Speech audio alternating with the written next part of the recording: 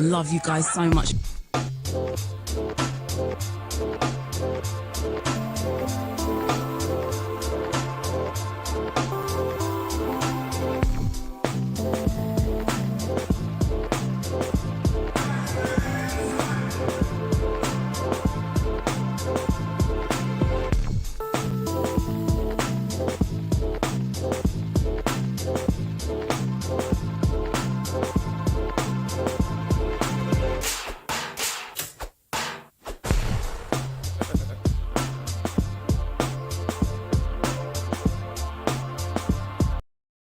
Mic's off, Mic's back on again. Off. Oh, there you go. Jesus Christ, mate. I tell ya. Edward Hamarack is a new person, is he? Yeah, because you're struggling to say that name. That's why you're saying that. You realise no sound. Is there still no sound? No, there's sound now. 1, 2, 3. Ladies and gentlemen, we want to welcome you down to the shit you might not never know nothing about cafe, where we spread this mother lover. Yeah? Oh, Edward yeah, Hamarack. sit there. Bam. I'm not new. Ed Hamarack is not new, Edward mother Hamarack. lovers. Are you not Gleam, are you, by any chance? Gleam. Okay. Shout out to Psychedelic Scientists. What's going on, bruv? Appreciate you, mother lovers, coming through. Shout out to Black Einstein. Yeah, man. The sound was a bit messed up there. What we were saying before when we was miming is, we ain't been here for a minute. And we apologize to you, mother lovers, that wanted to tune in. I think we missed 420, innit? We missed 420 and we missed... Yeah, that was the big one. Oh, yeah, it was the show of the century. But there was a lot of... Yeah, he had really good reason. You know what I mean? I ain't going to put it out there. But yeah, really good reason. So, happy 420 to everyone who enjoyed it. And last week you couldn't make it either because, it was just a bit too hectic, man. There's a bit of work need to be done. And, sometimes it's like, you need the whole week. I can't take a Wednesday off. I just I need to finish something off. And shout out to Shorty Blitz. Shout out to Sus Bully. They know what I'm talking about. I'm looking forward to, basically, if people have heard the Shit Still Sharp and Steel tune produced by Shorty Blitz, I feel so honored to be on his, first official release as a producer. The fact that he's easily the best club DJ, hip hop R&B club DJ out there is one thing. But then I know that he could produce. He's been producing from years back for a long time. That's why and he's actually it's the first time he's actually put out a release with his name as the lead. Yeah, he's done it under pseudonyms before. Okay. And just for the reason of, I hope you don't mind me saying, but obviously he feels like maybe some DJs wouldn't play it because it's his, but really and truly they shouldn't. If they're playing other DJs and if the beat is banging, if the tunes are banging, regardless, you just play it, In America, they don't mind. They're playing DJ Khaled, DJ K Slay's playing DJ Clue's tunes, So I don't think... And if you are like that as a DJ, man, that's messed up. But the feedback that he's been getting, the amount of different people tagging and whatnot, left, right, and center, supporting, it's don't worry about that. Because as long as the music's banging, you ain't got to worry about that. And you're a good guy anyway. Do you know what I mean? There's no reason for people to...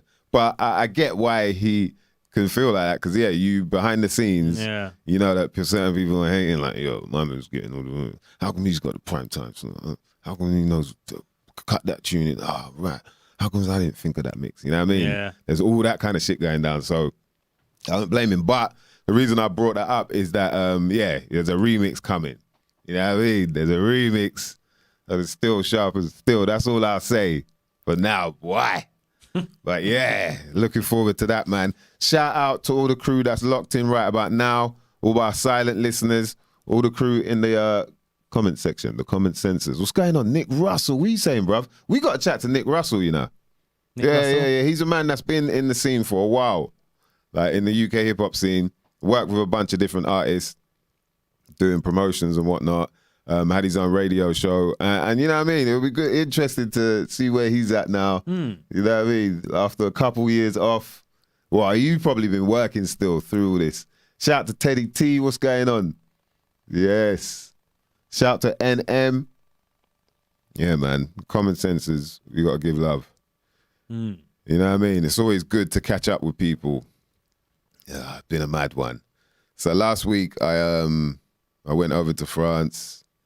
We did what did we do? We did was it not Odincourt? Yeah, actually. Did we do 3 gigs that time? Yeah, no. I did 2. But it was like quite hectic. You know what I mean? It was quite a hectic one. So it was in Odincourt and then Paris. Came back. That was Friday, Saturday. Come back. And then Monday had came back Sunday. And then Monday I had to do a breaking convention with John Z.D. It's a wicked little event. I did the Park Jam. Breaking convention is like every year they would do a sort of festival at Sadler's Wells.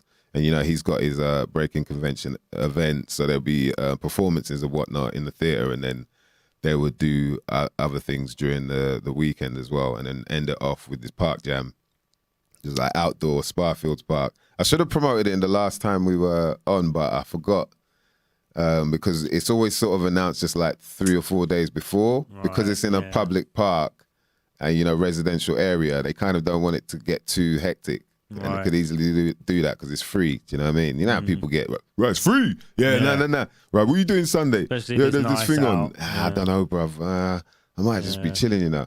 Oh, there's this free event. Right, it's free. That's it. Yeah. No, actually. Yeah, and where is it?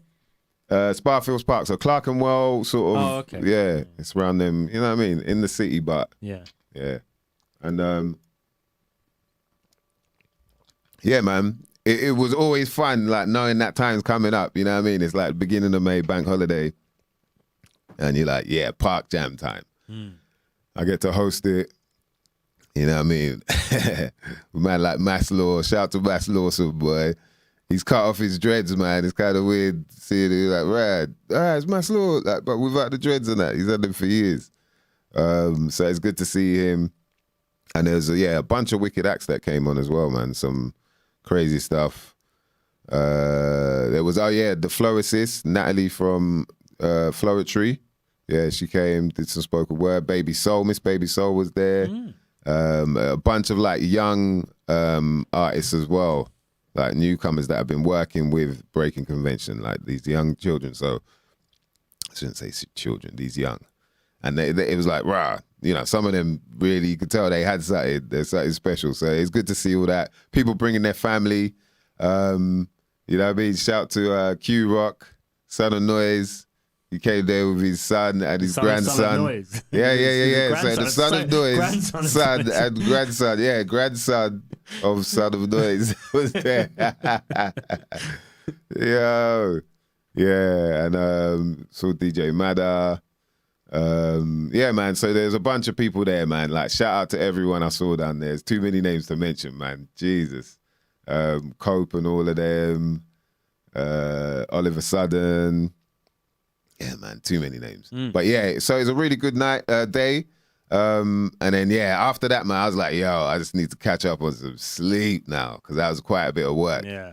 You know what I mean? And then, during the week, I had a bit more work to do. So you know how that goes right there. But yeah, crazy. And I think people need to hear the speech that John Z.D. ended the Park Jam with. Because it was quite like, it was one of them things. Play it now. Yeah, play it now for people to, because it was, you know, it meant something, man. Especially after these 2 years of real love. Oh, hold on. I've got to just work out how to, let's put it up. Full screen. Yeah, man, because you know you could tell people were just happy that it was like for this to be back on. It means okay, maybe we can go back to how it was. You know what I mean? When you're hearing like Carnival's got to be back on, it's like oh, Carnival's back on. Maybe it can go back to how it was. So you know, it felt good that he could express his feelings in front of the crowd that come to support what he's doing. You know what I mean? Right, let me just flick this over. What it's about. Real love, real unity, real hip hop. This is the energy, yeah? Jonesy, talk to them. See, this is London, yeah? Yeah! This is what London looks like. You know what? Furthermore, this is what humanity looks like, yeah?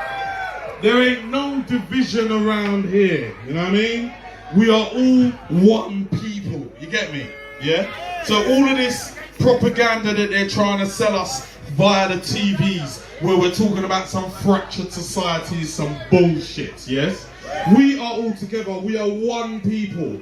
And the sooner we realise that, we're gonna get some freedom. You understand? Yeah?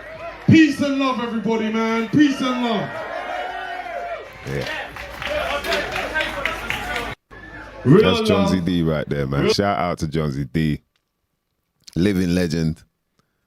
Turned down was it the OBE or the MBE? One of them turned down Summit. it. Said, nah, bruv, I'm good. You know what I mean? Yeah. Takes a lot to do that, man. A lot of people would wear that badge proud. You know what I mean? Go missing. That's it. Game done changed. Yeah. The game done changed, but nah, man. Yeah, he dropped it there. I love what he said about the fact that we will get some freedom. You know what I mean? He knows what's going on. He knows there are these invisible fences around that. Yeah. People don't realize. People are like, no, I'm free, man. I'm free. Yeah, you're free. You're free to do whatever you want within these rules. Within these set of boundaries, you're free. You know what I mean? So it's good to hear that, man. And yeah, man, hopefully it can carry on. But the same thing, like Carnival. Like, yo, Carnival, rah, okay. You know, let's see how that goes. Yeah. Let's see how that goes, man. Shout out to Lawrence Limburger. What's going on, man? Yeah, big up Farmer G. Oh, you missed it. I haven't Bruv. put that one up yet. Apologies to anybody listening to the podcast. I haven't put the last 2 weeks up. Or with the Farmer G one and the one before that. Yeah. So people will be able to catch up with it.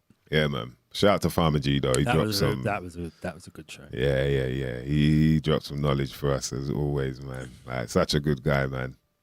And he's done a magnificent job with that £10 bag. Like, Yeah. That felt like that actual show. The whole thing felt like when I look back at it afterwards, it was like a sort of whole big sort of. There was like a sort of slight celebratory vibe to it. yeah. You know what I mean? Yeah. I think even Farmer was on a sort of, you know what he can be like. Yeah. He seemed a bit like he was a bit proud of it. I mean, he should be, Yeah, I know man. he should be, yeah. but like, you know. Yeah. He's quite He's a humble humble. guy. Yeah. No, you're right. You're right, actually. But Yeah, there was like a sort you're of right about subtle that. feel of like, yeah, this has actually worked. Yeah. This is doing all right. Yeah, Bruv, the feedback that from off of that, I'm just like, wow, okay, he started. There's a wave rolling now. You know what I mean? And it's of that essence as well of how it felt back then. You know what I mean? Yeah. Like, I don't know. Yeah, there was definitely there's a good vibe around it. The whole thing. Yeah. It's a good job, man. So yeah, listen back to that if you can, man, or go view that. Should be in the playlist. There's a playlist there, yo. Also, man, we never really do all of this stuff because we're not used to the whole, like, subscribe, push that button. What else have I got to say? Share. Yeah, I mean, all of that shit. You might not never know nothing about. Yeah. Do all that if you can, man, please, because, you know what I mean? We try and spread the word. IBMCs, what's going on? You know what I mean? Catch up. This is where we want, like, for real, UK hip-hop. I got to say something, man. Because you lot, you know what I mean? Not everybody knows. From the outside looking in. But UK hip-hop is mad, like, separated. It's weird how it's not. You know, it doesn't ever feel like it's all like little pockets of crews that, but man, if we were more interconnected, same way the fucking trees are, do you know what I mean? Underground. We don't know what's going on there underground, but they're all linked up with their little shrooms. Like, people take shrooms every now and again. They're on the shrooms all the time, all linked up, all like, yo, you hungry? Yeah, all right, send some nutrients down that way, bruv. Bam, bam, bam. But we're not like that, so it's a bit separated, but bruv, it'd be wicked if we had like a hub where people can really communicate and get to know each other a bit on a different level, not just like at the club. Yo, what you saying? Yeah, you good? Yeah, good, man. Oh, you got yeah. All right, peace. Yeah. Oh, you smashed it. Yeah. You know, that's all it ever really is. But when you sit down and chat with people, same thing with Bad Bones. Conversation we had with Ramson Bad Bones. It's like, bruv, I chat with him like that all the time. Every time we link up, And I'm like, people don't know that side of you. Yeah. But if they did, they'll be like, yo, this guy's a really interesting dude, you know what I mean? So, yeah, but I think more of that should happen, man. So I appreciate you lot coming through, showing love. Oh, you missed the CD release, Lawrence, man. Yeah. I think there's going to be a lot of upset people, man. It sounded like Farmer had already had a bunch of people upset about him bogarting the Bandcamp jerk. Yeah. That was beautiful, man. Like, I have to, yeah, bruv, you need a medal for that, man, because... Can only do it once, though. That's the only thing. You reckon? I mean, if everyone started doing that, it'd be a bit sort of... That was like a really good little trick for him, you know, for his... But I think it's the way around that situation. Like, you don't have to do that. It could be a track, but not the track, you know. You could give like an exclusive track to people. You could do that. But I still think you can get away with that now because it's kind of down to the like. All that's going to change then is like the length of silence. So like you be like 15 minutes of silence. You fucking bastard! WAV, it'd be a WAV form as well, just to like people be pissed. Just waiting now. Maybe it's the last 2 minutes of it. You know that used to get the hidden track in it on the CD. Yeah. Yeah, that used to be annoying when you didn't realize until ages after. You're like, oh, what? Yeah, you've given away another thing you could do. What? Hidden? 15 minutes and then just put a track at the very end of the 15 minutes of silence. Why would you do that though now? Like, because it's the same as the hidden track. Some people didn't even realize the hidden track was on the CD till they pressed the button back, and then there was like, oh, there's a track there. Yeah, that's what went happened to me. 5 minutes after the last song, you'd like keep, you know, forward winding the song. Yeah. And then there would be another song at the end that you didn't know about, or it would go up to like track number 99. You just keep pressing it and it would keep going up, and then track number 99. You know, what's the track? Yeah, hidden track at the end of the CD. You see, there's that they did that. Yeah, some people did hit it. Just you know, that's there's all extra, different man. ways of tricking, putting hidden tracks in there. Yeah, that's extra, boy. Farmer's basically he's set a trend, isn't he? That's the thing now. Is like you got to find. His father. That's like he turned the other cheek, man. He used their rules against them, like literally. He's like, yeah, slap me now, I dare you. I'll be free. Jiu-jitsu. Jiu-jitsu. Yeah, Farmer Jesus, exactly. See, IBM Seeds knows what's up. Farmer Jesus, and he literally turned the other cheek on them. The people know the story about that. It's like you use the rules that they set against them, and he did it, man. Like what? I was like, wow, that's levels, man. That's levels. Like that's them. Why didn't I think of that once? You know what I mean? Like that is. And the thing is, like you're saying, I think you can still do it. Like even he can still do it as long as you're letting people know. You're giving them a disclaimer. Look, there's nothing on this track, but this is what I've got to do in order for you to buy the vinyl. And then people who don't get that, it's like, bruv, come on, man. You're listening to my shit. You better have some smarts on you, man. I don't want none of all of that. Like then people like. But it was only people who actually paid for it, wasn't it? So if you went on and listened to it on Bandcamp, you could still hear the tracks on Bandcamp, but you couldn't download them through Bandcamp. You can only get the physical copy. And what they do normally is when you buy the physical, you get an immediate MP3 of the album. So I think it is only people who actually paid for it. I think at first, from what I remember, I think at first he was saying it was only the for you to get it. It was only the blank thing, the blank. What? So they didn't have any track listing on the actual. I think it was once he released the maybe it did, but once he released the singles, so you know the Jest one. Just for Sorted Kinch, as well as the Delegates of Culture, like you could play them. I think. Okay. I'm not 100%, but yeah. So, but man, he changed he definitely changed the game with that one. Yeah, man. We're still talking about it. Shout out to Lindbergh. He's got a signed Mystrogen. Jeez. That Mystrogen, boy. Needed more than oxygen, mother lovers. Remember that. Shout out to Bruce Realist. What's going on, Blue Fligs? Kenny Rebel. Hey, good to see you lot up in this mother lover, boy. We are back. Some shit you might not never know nothing about. And boy, it has been a bit of a weirdo week, innit? Got our friend has disappeared on us. Top boy. You know what I mean? What's going on here? What's going on with this? There's a new, what did they used to call him? Was it Wally? Where's Wally? Where's Wally? Now it's Where's Wiley? What the hell's going on? I didn't even know about this. D just told me about this just before we started. And I was like, what? So apparently, ooh, shout to your more. I was wondering where you were. Yo, what the hell is this about, man? You know what I mean? This is so grime artist Wiley on the run after failing to turn up at court over burglary and assault charges. Are you serious? On the run. Grime artist Wiley is wanted by police after failing to turn up for a court hearing in November. Wow. Oh, okay. Oh, but this was posted 5 hours ago. Yeah.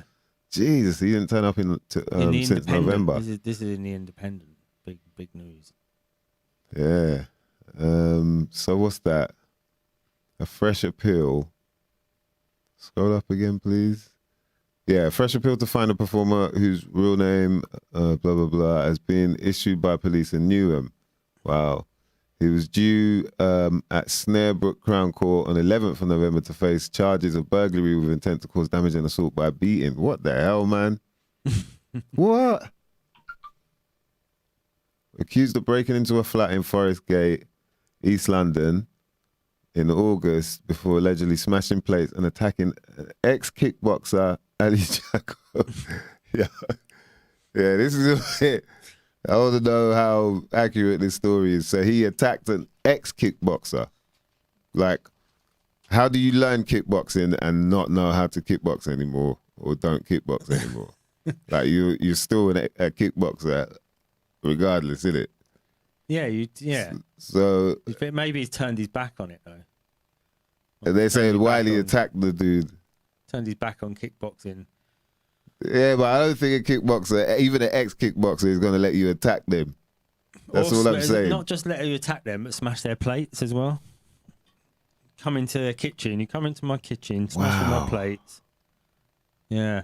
What the hell, man? He's got a studio, apparently. That's what it is. So Ali Jacko has got a recording studio that Wiley was using. Oh, wow. I don't know what the plate smashing thing's about. It wasn't he like was charged with one count of assault by beating and a further count of burglary with intent to cause damage. Smashing plates and that.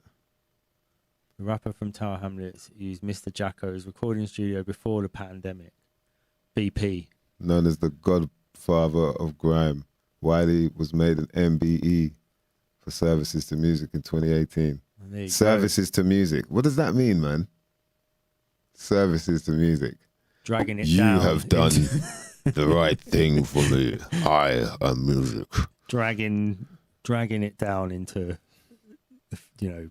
further depths. You have given people the vision of hell, and they shall go to hell. They shall go to court and end up in a prison on their own, castrated and taken away from them. Do you think like, what does that mean, man? Do you think he's gone now? Do you think that's it? Is he disappeared? Yeah. I think he's gonna probably do some videos from some secret location, use a VPN. You know what I mean? He's probably gonna do some shit like that because he's like Batman all of a sudden, man. Wiley's become like a friggin' superhero for people. It's like, yo, what the hell? What the hell is going on? Where you're going to court for burglary and you know what I mean? You're Wiley, man. I don't know if the story's true or not. Do you know what I mean? But I'm quite shocked hearing that. Like, rah. Boy. So, yeah, I don't know if he took the MBE. That's right, you're more. That's true. kind of was always handed it over to John. Jimmy. Wow. Jimmy Field on Twitter has replied to the BBC article about it, was always going to be 50-50 if he showed up. Yeah. Always going to be 50-50 if he showed up, you know. If people don't get that, is the fact that he never used to turn up for, let alone raves that he's meant to perform at. But even video shoots and all that. It's like, there's certain videos where he's not even in it. It's on them for not knowing. It's on them for not knowing who Wiley was. The court the judges and all that. Like, you really thought that you could just say, yeah, you've got to turn up, and Bubba's going to turn up. He don't get turned up for shit that he's going to get paid for. You lot trying to put him in jail to, like, come on, bruv. You're going to have to do more than that, boy.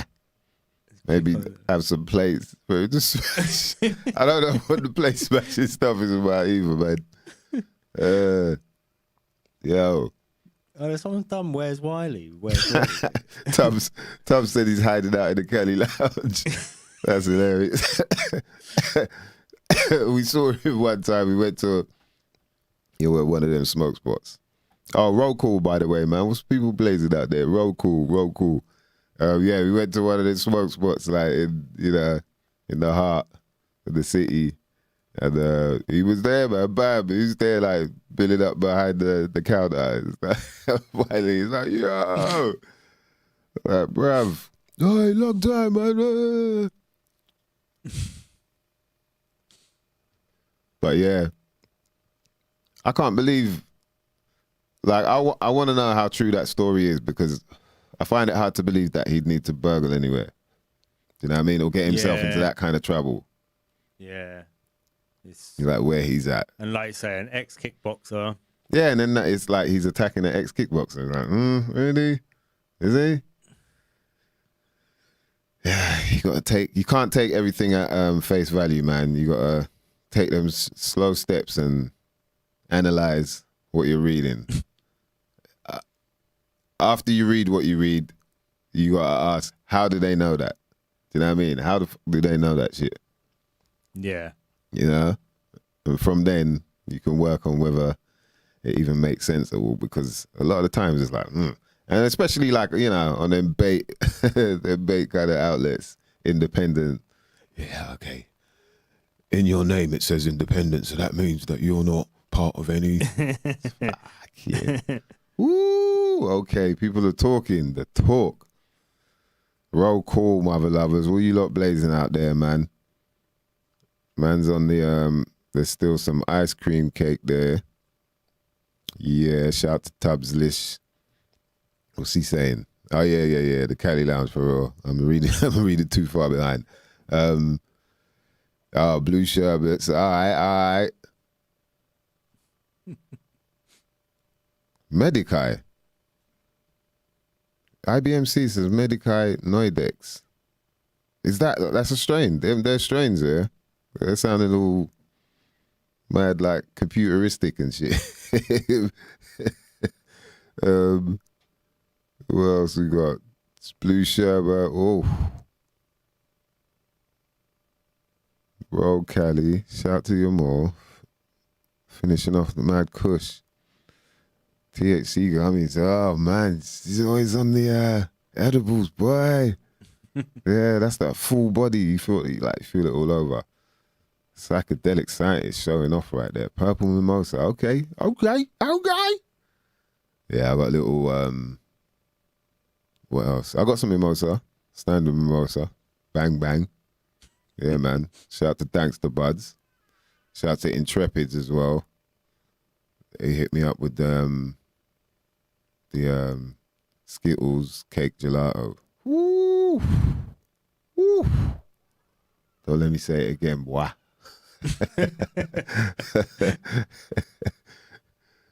Shout out to Nick Russell. I miss Red String Tie. That's hilarious, boy. The old school. I remember when funk was just funk. There was no like different strain or whatever. It was like, yeah. Do you remember? It's just like, what's that? It's funk. It's skunk. It's like, okay. That's cold. Like, it's just the whole place is stinking out. You're getting into trouble walking around with that shit on you. You know what I mean? There's no way of hiding it. Then bam, later on, shit just changed up. Like, what is it though? Yeah, but what? Now you got all types of strains. You know what I mean? Before it was just you had a bit of funk, you had some Thai, you had red seal, gold seal, leb, bam, bam. That's it. Yeah, you had In the car. more of your hashes than anything really. That's Yeah. what you used to get. Yeah. Purple haze. Yeah, Remember that you used to came get in, Purple Haze. Yeah. And then But it's not about probably people think of it now. It was like it was like a normal grass, but it was just purple. yeah, it had purple buds, yeah. Yeah. It was when, that's when the blending started happening. That's when crossing. Oh, is it? That's It was around that sort of time where It and looked then like, later on 10 December broccoli. Yeah, man. But now the game done changed. Yeah. The first big one I remember was White Widow, maybe. I think that was like the first one. White I remember Widow. just being something where people was talking about something else Yeah, that used to creep up the back of your neck and then like grip the back of your head. So you was like that. yeah, White Widow. Yeah. Wow, boy. It's taking it back, man. G13. Red beard. Old school, yeah, red beard. That's from, Orange bud. Teddy T. Orange Red bud. beard. Yeah, boy. Orange bud. Taking it back. Taking it back, boy. Ooh. Psychedelic Science says he's got a space cake. Yep, space cake. Bang, bang. Oh, all right. Strainers Green Gelato. IBMC showing off right there. Noidex. Okay. Teddy T's on the nah, man, he's being serious. He's taking a bit. The mush. That's the old school term for like just standard green boys. Like, yeah, I got some mush still.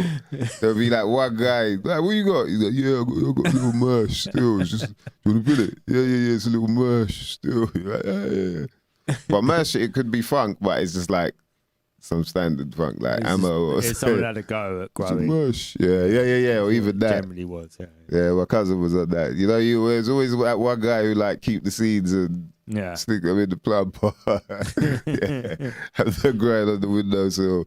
Yeah, look, man. And then you look at the buds and be like, yeah, I don't know if that ain't really. You just feel like, no, man, that ain't how you grow it. That's not really. And one day, like, yeah, try it. Like, yeah, nah, it don't really taste like it's supposed to. Nah, yeah. Like, you try, man.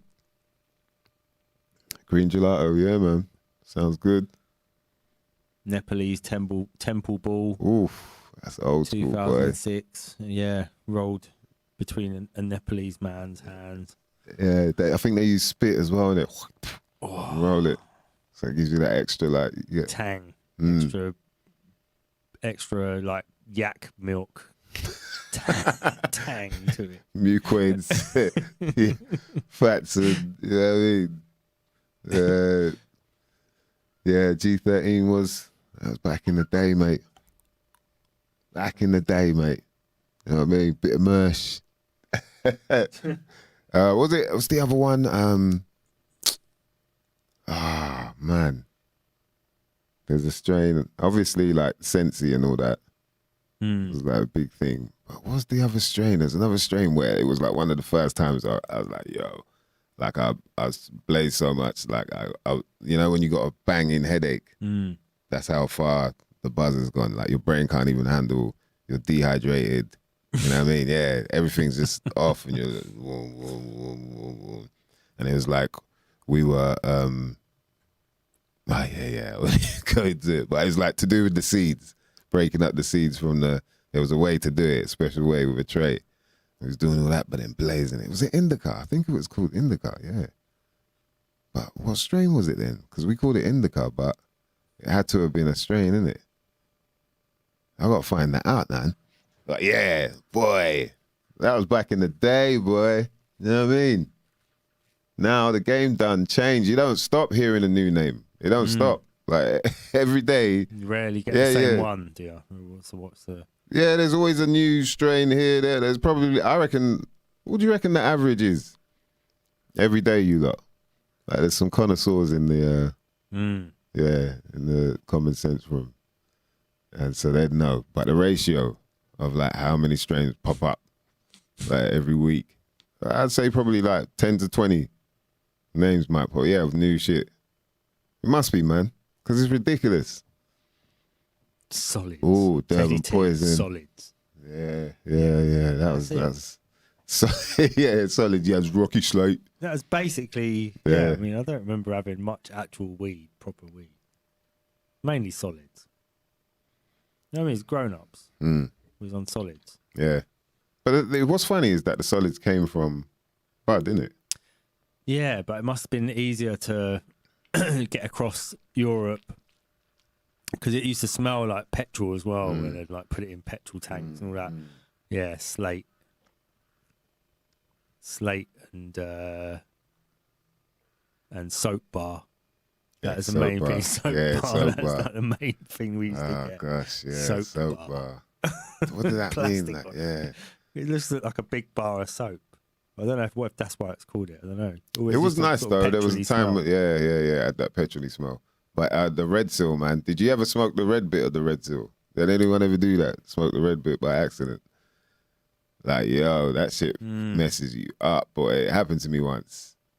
And yeah, you're just going through like, because you're already blazed, but then at the same time, you're just like, I don't know what's going on. And you're like, like it's that kind of a high where you're just like, oh, you feel like, oh man, I've got a really bad headache. And like, yeah, dangerous, boy. And I don't even understand what's behind the red seal. I guess it might have been part of the packaging to hide the smell or something. I don't know. But yeah, dangerous shit, man. Someone needs to do a documentary about all those old, Strains. all the old solids and all that sort of thing. Yeah, I also wonder how different it was. Just now times have passed, we should be able to know where it all came from. We should see interviews with like 65-year-old men who are like, yeah, I used to bring all the soap bar into London. Oh, fuck me, mate. Oh, the amount of money we made on soap bar. Yeah. You know, I want to see all those old boys all sort of laughing about it. And Yeah. oh, you was bringing all that in. Oh, right. Yeah. Oh, was that you all lot? Yeah. You know, I thought I They've all saw got to be you. retired now. Surely, you're not all still in the game. Boy, you never know, man. It's changed that much that I don't think those people would be able to survive in it anymore. Yeah, true. They probably can't do as much as they were doing before, but it's still happening. I don't know whether they're still in charge or maybe they've got people doing it for them, you know what I mean? Yeah, like when you're in the game, mate, you know what I mean? You ain't coming out that easy, mate. Well, you meet some old boy and he's like, I got in on soap bar. That's where I made my first. Started off on soap bar, I did. That's where I made my first chunk of cash. Yeah. Been Shoved investing it in it. Now I'm in Bitcoin. That was the Bitcoin, you know. Yeah, now I'm doing a bit of Bitcoin, right? I'm mining, right? It's just like back in the day. Funny thing, my granddad was a miner. Yeah, because we came down from Yorkshire. IBMC's red seal had plastic and rubber tyres mixed in. Yeah, boy. Turbo Tubblicious. When I lived I smoked that shit, Southeast London in my teens was only hash. When I used to come back from West with herbs, they were like, Yeah, that's it, man. Robbie Love, hashish, resin, soap bar, slate, and Squidgy Black. Squidgy Black, boy. Squidgy Black. There's a tune there somewhere. Squidgy Black was the dirty, like, hash, innit? That was like, that and Slate. Yeah. Were Squidgy like Black the two. It's like they'd mix something in there to make it squidgy. Yeah. It was like the dirty hashes Suspect. where you don't, Slate was like, just dry all the time. Slate was pretty It never bad. burned properly. No. You never really enjoyed, like, you gotta draw a slate. He's like, yeah. And then bam, bam, bam, roll it up, and it's like you're trying to get it to. Yeah, and then it does that thing where it's like a string of black smoke comes off of it and floats off on its own in the air. Like something in there. Yeah. It's like having a life of its Yeah, own. yeah. You're like, what the hell? Okay, last time I did that was when I blew out a candle, for fuck's sake, man. What the hell is going on here, man? Like, my prejudice screeched up with the time. Yeah, that's the last time I saw that shit. Now I'm like, yeah, Rocky Slate, man. That was just GI. It wasn't even dry. It was GI. And then like the Squidgy Black was, most of the people that smoked Squidgy Black was like roll-ups and that. Yeah. You know, it was like roll-up dudes. And roll-up then was like, yo, bruv. When you walk into someone's yard and it smells a roll-up fag, you're like, oh, for fuck's sake, I'm going to sit here, man. The guy wants to play chess, like, sitting in the roll-up faggy room. He's like, bruv, come on, man. Like, how am I concentrating on chess, sitting in the roll-up faggy room? Like, cups of tea and that. Lawrence Lindbergher's saying that he knows one. He must know someone, an old boy who used to get all the soap barring and all that. Teddy T, why are they all Cockney? Because we're doing impressions of them. I'm sure if someone else was doing impressions, they wouldn't be Cockney. Yeah. Sorry, man. We'll sort out our accents for you, man, next time. I've got to work on it. Let us know what accents we should be doing for, you know what I mean, old school smugglers of like soap bar, squidgy black. Yeah, whatever you think. Just put the drug Rocky and then Slate. put in the accent that you think you should be doing for that drug. Rocky Slate, man. Just thinking back, how many drawers I got jerked with. Yeah. Excited to get some pox, some hash, and it was Rocky Slate. And you just knew, you're just like, I'm not going to enjoy this, man. Yeah. Just never knew how to roll it properly. But yeah, let us know, man, because, you know, the accents, man. Cornish accent. The bucket era. He used to move a bit of ash. Bruce ashish. Willis asking for Welsh for Squidgy Black, please. Can you do Welsh? I ain't going to try and attempt Welsh, man. And we used to bring in that Squidgy Black. Oh, the Squidgy Black. We made lots of money doing that. Bring the old Squidgy Black in. into Newport, and we had the guys in Swansea. They used to Bristol. Used to get it from Bristol. Yeah, so I've lost it. Glaswegian for Rocky Slate. Glaswegian for I don't know, Rocky. because you're more here, so I don't want to. She's going to get specific. Please about pushing it. Yeah. Glaswegian. Which one is the Glaswegian one? Glaswegian. I can't think of. That's almost it. Yeah. It is the Glaswegians. Just do your like best. Do your best Scottish. the angry one. Nah, man, I went to Liverpool there. Yeah. Sorry, man. I'm messing up. That wouldn't be bad. Liverpool and Rocky Slate probably. Yeah. There he goes. He shafts.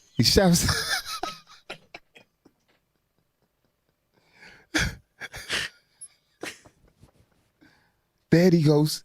He shafts half a key up his rectum, goes through fucking goes through fucking security. I bet he wishes it'd been Squidgy Black now, doesn't he? And not that Rocky Slate. Fucking used up all his lube and he's still fucking dry, but he makes it through. He makes it through. Yeah, that was me, mate. That was a long time ago, though. A long time ago. Do you know what I mean? I wouldn't do that now. How was that? Kind of, but not quite. Oh, for the Welsh. Yeah, man. So Scottish for ecstasy, King Chico's saying. Scottish ecstasy. Okay.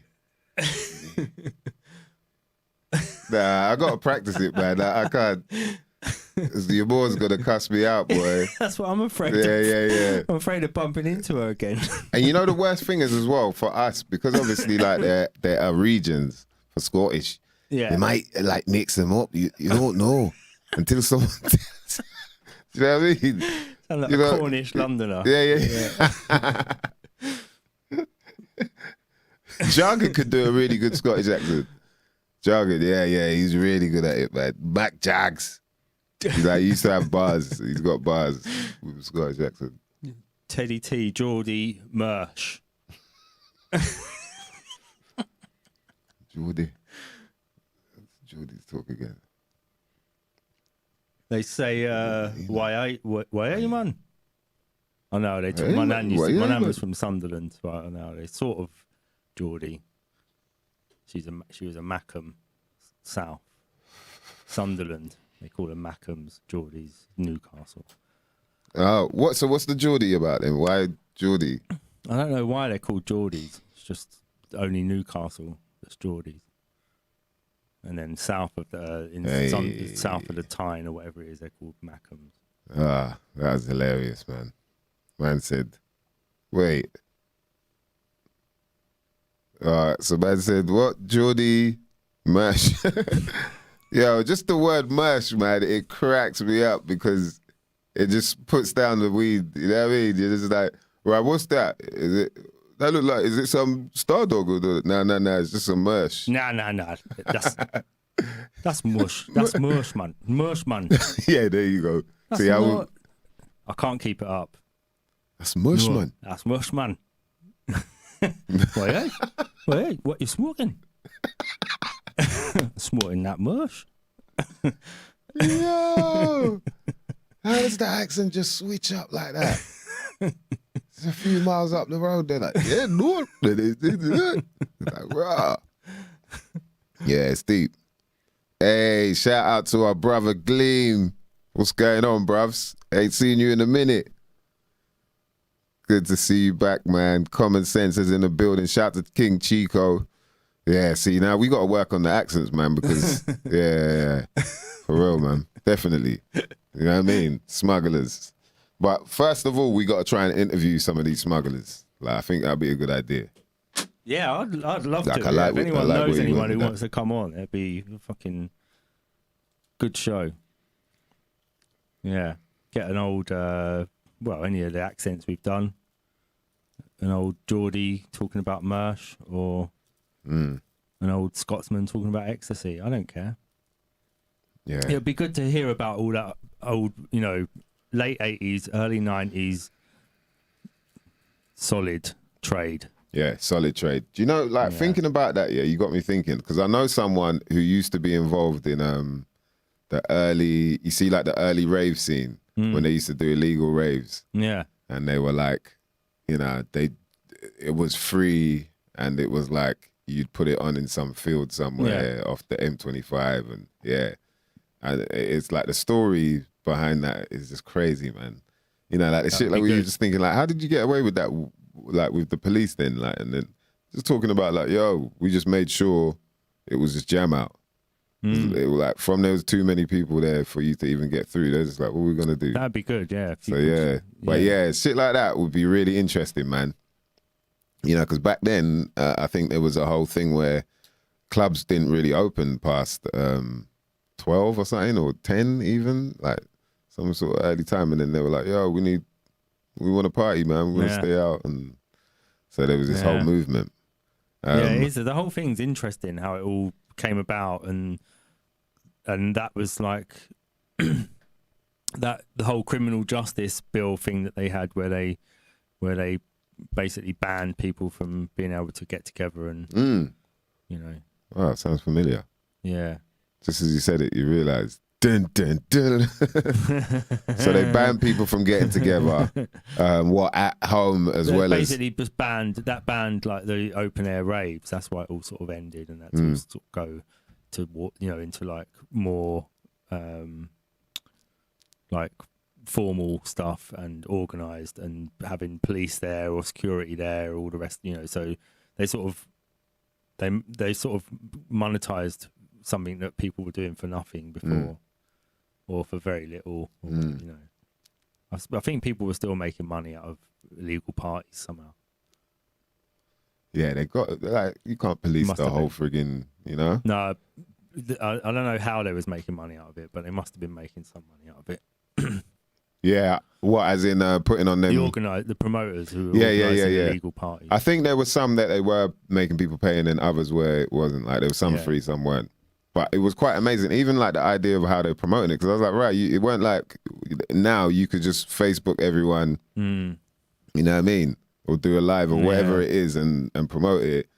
And they were saying that it's like, pirate radio was part of it. And they'll just hail out like everyone meet at this junction. Yeah, and then that wasn't where he was going. You'd go to the junction and there's an announce where everyone was going, and then everyone would move to They the just next all place, follow and each then it other. would just change again. Yeah, So It's all follow each other, and then bam, you get to the spot. It's like, wow. Yeah. And it sounds like freedom. Yeah. Freedom.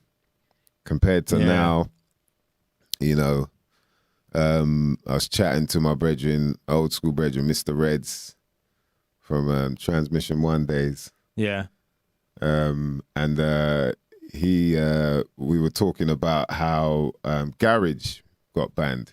You know, which is quite interesting. Obviously, links with us talking about Wiley, and I still can't believe that. What the hell's going on there, man? And the thing was like, we was trying to work out the timeline, and even with Black Einstein, I was chatting to him about it after, but trying to work out the timeline. But obviously, there was a point where garage music was banned, innit, from London. And so I guess it was only on the, I don't know, they were outside of London where they were doing raves and whatnot, but within the scene, they managed to ban it.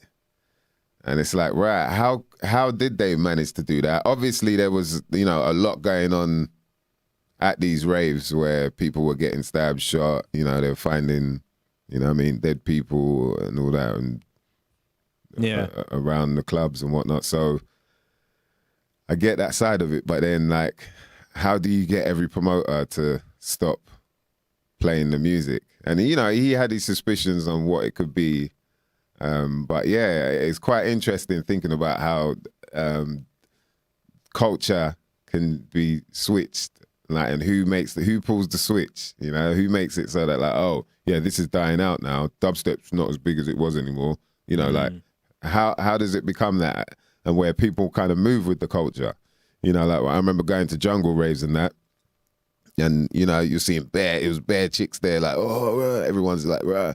So then all bare man them going there, and then now you've got a lot of trouble because it's like, right, who's man? You know, there's all this whatever, man staring at man for some reason, I don't know why, like long enough that they get angry with each other. Yeah, but then there's all those beefs or whatever going on, and so now you'll get in trouble there. So then the chicks moved on to garage. Garage was a thing that came in, and then obviously man them followed, and then there was even worse trouble there, you know. Yeah. And then bam, they were just like, oh, this. No more of this. There's not going to be any more of this music in any of the clubs and all that. And then I don't know whether you could say it died out, but it just weren't happening in, you know, the capital of the country sort of thing. So I guess people might have felt that way. I'm sure it was still in the charts and that though, wasn't it? Like, but the reason why he was, you know, talking about it was the fact that obviously he's had stuff that was, you know, whether it was on Top of the Pops or it was on like, you know, adverts in between friggin' Coronation Street where, you know, the compilation albums and his track is on there and all that. So the garage thing was popping. But then that actually ended up sort of killing it off a bit because it wasn't happening in the core of the country. Do you know what I mean? I guess. And then lo and behold, but what's interesting is that they stopped garage because of all the trouble, but then they allowed, you know, all the grime stuff and you know, all the sort of, where it turned into like, oh shit, but this is all right though if they're, do you know what I mean? And so the culture shifted towards that as well. With the garage thing, no one liked the MCs taking the mic. Really, it was like a girls thing when it was like for dancing. Basically. When you say no one liked it, I mean, you're talking about purists and starting to like actually try and rap. Oh, like when they were making tunes and all that. Well, it used to get boom selection. Do to the nation. Boom boom boom. It was like their kind of garage rap. It was all right with that sort of, you know, similar to the drum and bass thing. People was okay with somebody like keeping the vibe going in the room or whatever. But when people got up and started trying to actually, you know, do lyrics, I think people were just like, no, we don't want. It's not that sort of party. Stick to the selector inside the ride. Shout out to me, shout out back. We see you. And so I think a lot of those MCs, or from what I understand anyway, a lot of those MCs went into grime, which originally didn't really have any music. Didn't have any music. It was like a few there was like a few garage B-sides that people used to spit grime to originally. Oh, and they were. And that was it. And that was like the Esky beat or something. Yeah, like, the Wiley's B-sides or whatever. That were like instrumentals that were good enough that you could put them on in a club, David. but people didn't really. They was quite dark for a garage night to put on some of those B-sides, but for the grime kids, they could sort of spit to them. Also, there was like a lot of the grime was just on the streets with no tracks at all. It was just people clashing in the streets with each other. Can I say something though? Yeah. Ollie, Ollie, Ollie.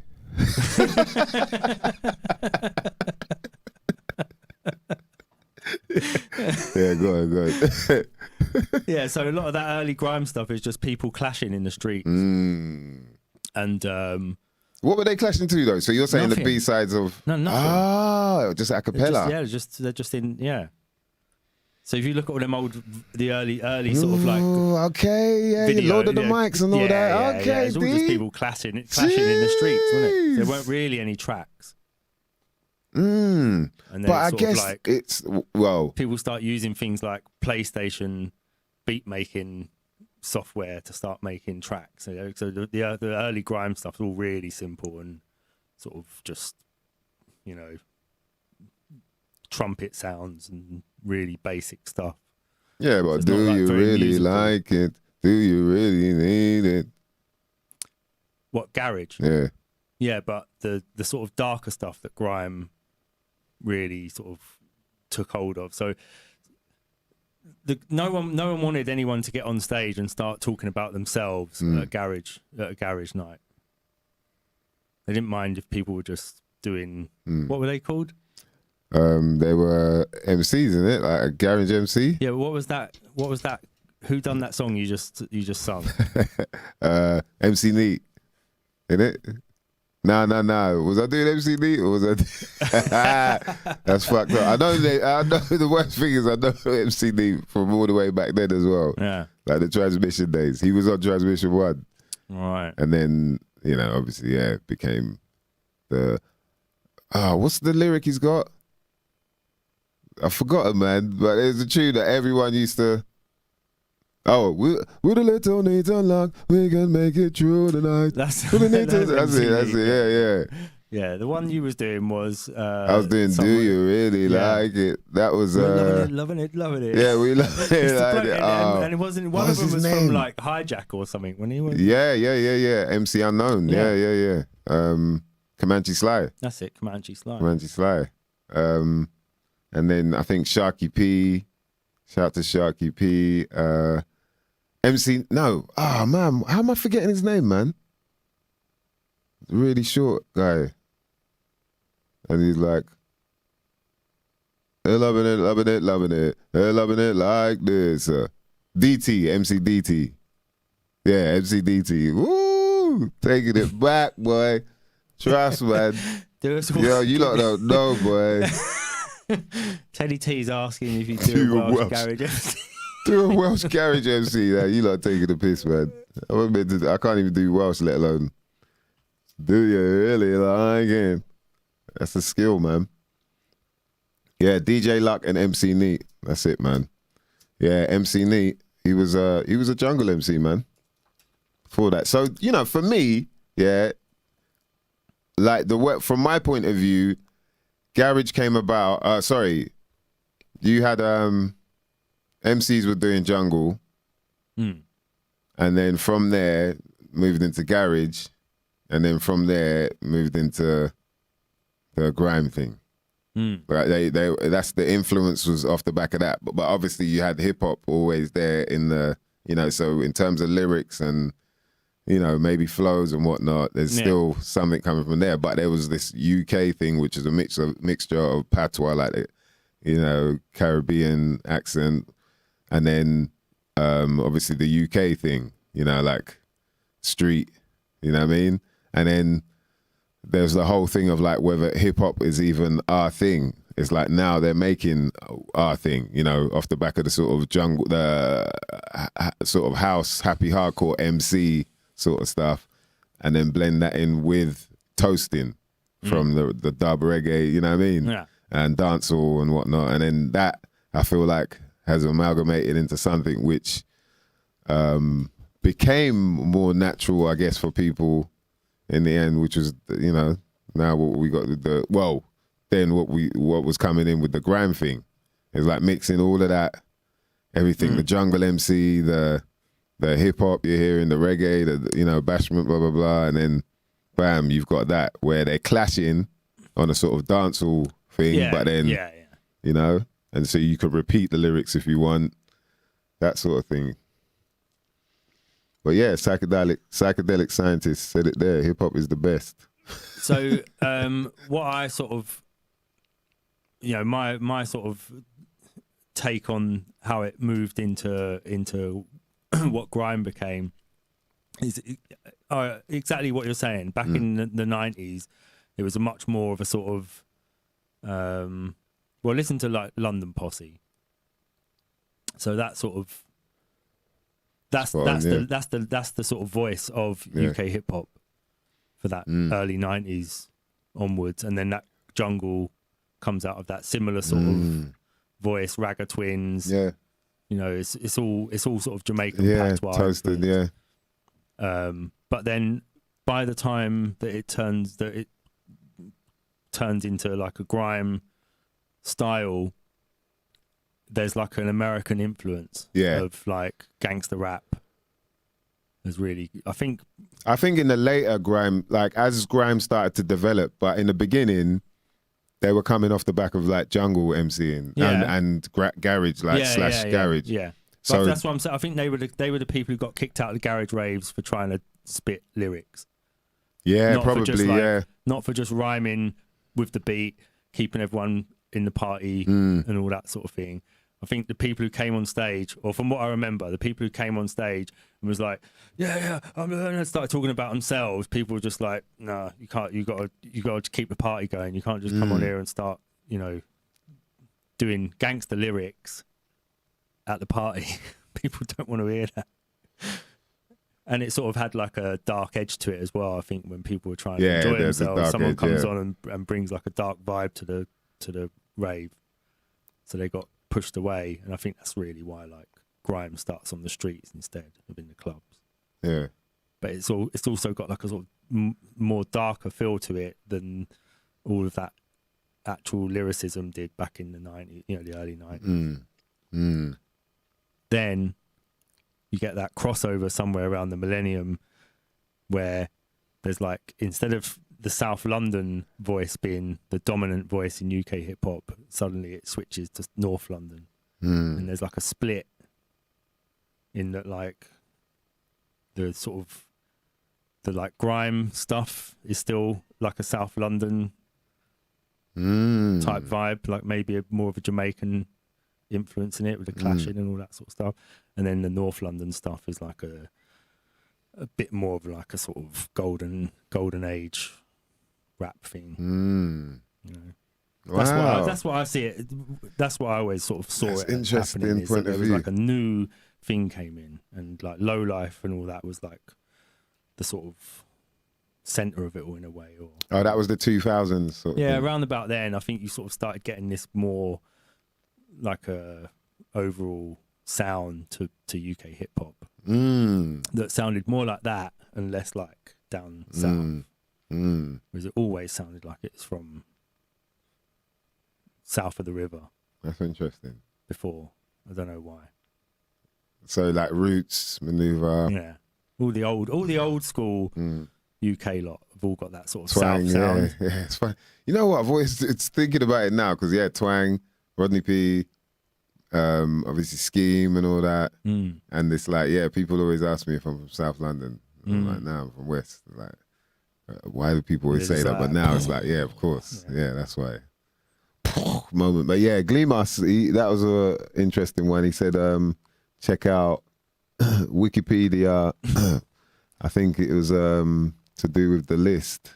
Wiki page of UK garage artists and why is Roots Maneuver on there? That's hilarious.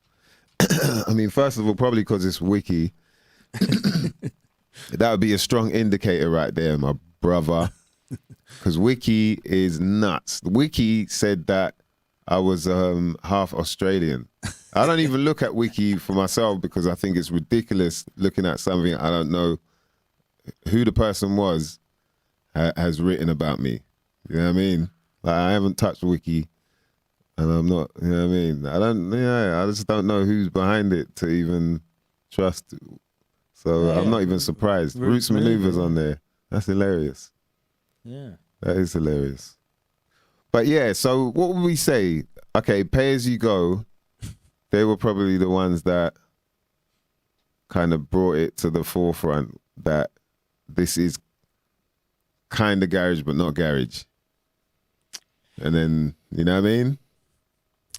But I guess it was at the time still, but like you're saying, it was more like, okay, you're going to put a verse on this, and then there'll be a chorus, then you're going to put a verse on this and a chorus, whereas... So Solid. Yeah, and So Solid. South London, again. Big collective Pay as As well. Go East. Yeah. Mm. Yeah. Well, right, we've got a new contender. East. East. Tonight. Daddy Freddy's on there, is it? Yeah.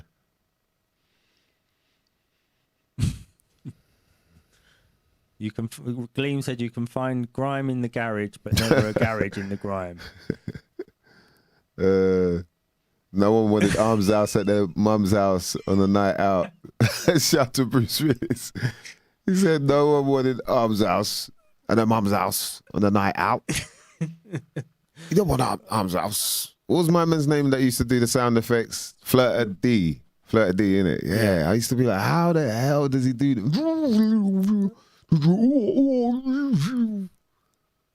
And yeah, it was characters, man. Mr. Wong. Was it Mr. Wong? Channel U. IBMC's, yeah, Channel U, yeah, that was big. That was instrumental in it, really. Wasn't it? Yeah. IBMC said Roots did some garage before he did hip hop. I think I heard that. Is it? Interesting. Shout out to Regantology in the building. What's going on? Nah, I didn't do any garage, man. I did jungle. So for those who don't know, when I started rhyming, I was rapping, 12, 13. And then, and I was like the young one in a group and all that. And, we'd rap over other instrumentals and whatnot, but nothing really ever happened. It was like we entered one talent contest. That was it. We had a manager, but we always used to be practicing. And, it was like whatever. And then I got into road shit and then got into jungle because my brethren who used to rap as well, but he used to rap the same, like English. And he took me to this radio station, pirate radio station. And I was like 15 or something like that. And then he went on and he was like, but he wasn't rapping, he was doing like jungle. And I was like, And I went on, I was rapping because the jungle instrumental was still tempo that I could rap on. But I was like, right, I need to do it like that though. And so I got into jungle.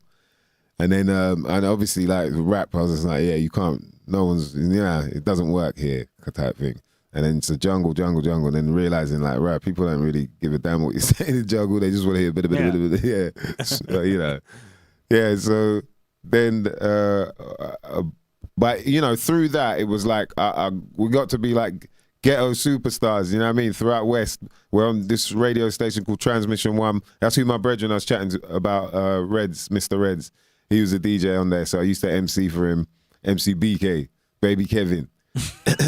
Yeah, I mean, and so it's like it's funny and meeting, so that even that after Transmission, we went onto a station called Rinse FM, and that was before it was legal. This was like an illegal pirate station, and people's, pirate radio. It would be in someone's kitchen, random people like you don't know in their front room or whatever. They got a cat, and the cat stinks. You know what I mean? The cat's got like bladder problems and that, so you got to go in there with wellies on, or even to the point where there was a few times it would be Rinse FM would be in Wiley's bedroom, because shout to Genius and all the crew, they wouldn't have anywhere to do it. It'd be like, you know what I mean? So your mum is sitting there like doing all the jungle shit and all that. But after a while, man, for me, it just became a joke because I still had that. It was like about lyrics, you know what I mean? I'd be doing it, like we'd be driving to go east, pick up everybody, go east, and to do this, but I'll be listening to like Wu-Tang or The Roots or, you know what I mean, on the way, even Erykah Badu or whatever, just anything but the jungle. Go there, just get drunk, blazing and whatnot. It's kind of, you know, yeah, and then I was done, man, I was done. So, you know, yeah, been through all of that shit. So that's how I know all of those different cats as well. Like Skibbity, rest in peace of Skibbity, man, knew him really well. He was like, yo, hard-working dude, man.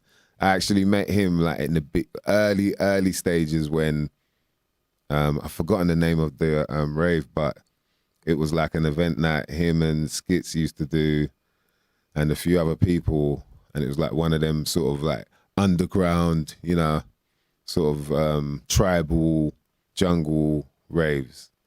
I've forgotten the name of it, man. Messed up. But yeah, he was there from so early. What's your name? Yeah, Skibbity. Yeah, right, that's Skibbity, you know. Yeah, Skibbity, sick, man. You know.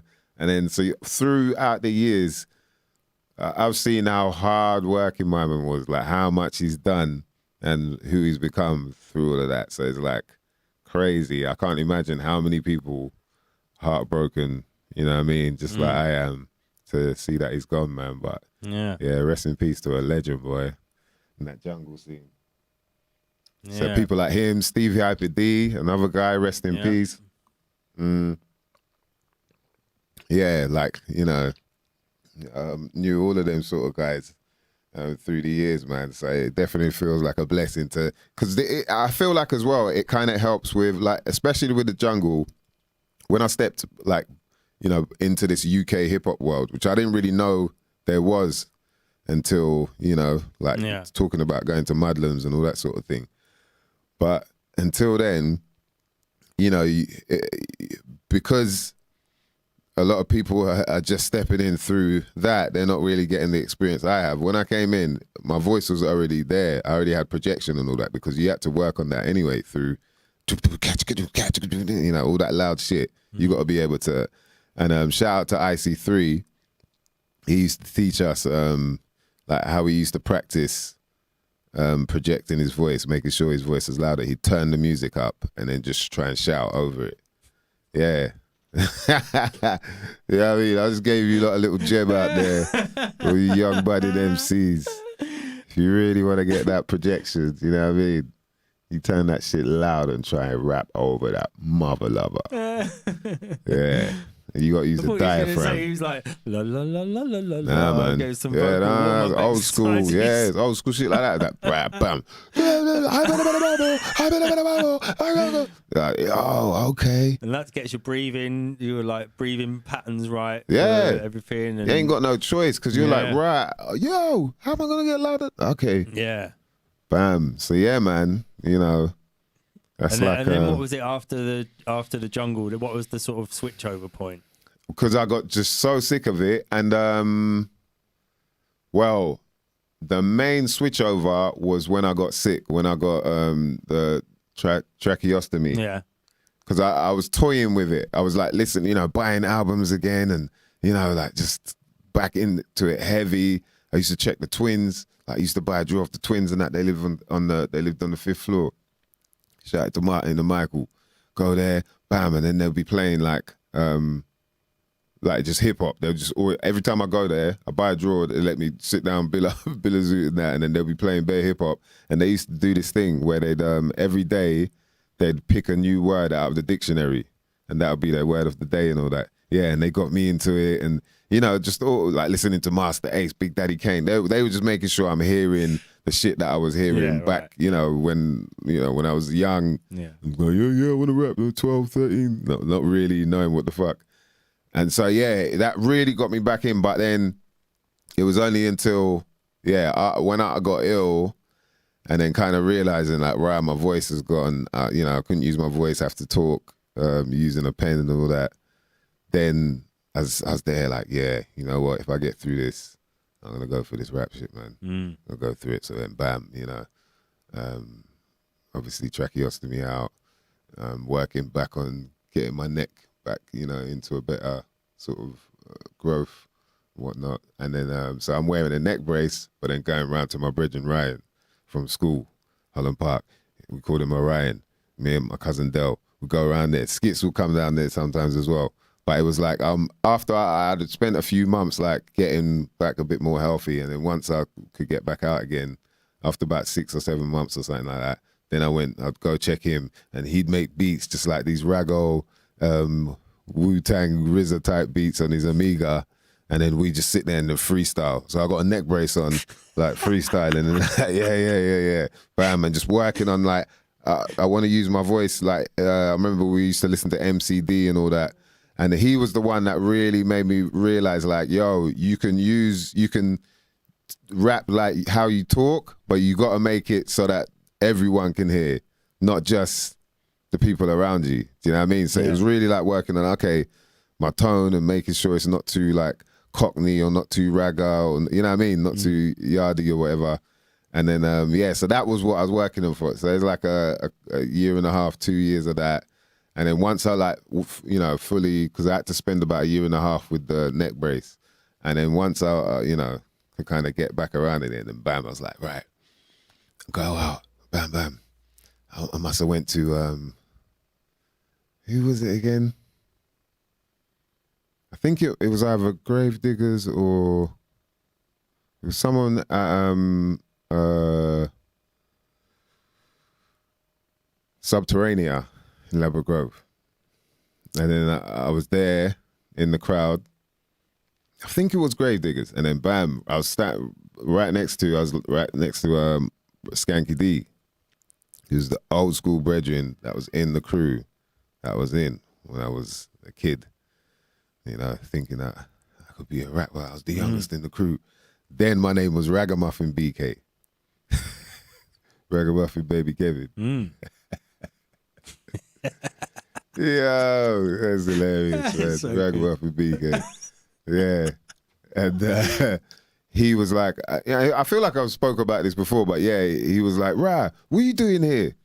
And I was like, yeah, man. He goes, yeah, what are you doing here, man? You back on the rap thing? He's really tall, so he's looking down on me like, Ra, what are you doing here? You back on the rap thing? Yeah, I thought you was a jungle MC. I goes, nah, man, I'm done with that a while ago, bruv. He goes, right, is it? You back on it, yeah? And I was like, yeah. He goes, all right, swap numbers. You go, bruv, you got to meet my brethren. He's a producer, man. He lives, because he lives in London. So he's like, yeah, link him up. And then we linked up, and it was Blue. It was DJ Bluefoot. So Blue was the first producer I met, that can make hip hop. And I was like, oh. Before that, what I'd done is I went and bought an Amiga, a Korg keyboard, and I thought I was a producer. I thought I could make beats. Because I could play drums and that, you know what I mean? I thought, I could just hit a few, whatever. Yeah. And I was like, I'm going to make a little dub plate special for 279. Yeah, it's going to get on 279. Yeah, I'm going to smash it. And I did this thing, like, and I'm thinking, like, I'm making something sick. Doom, doom, doom, doom.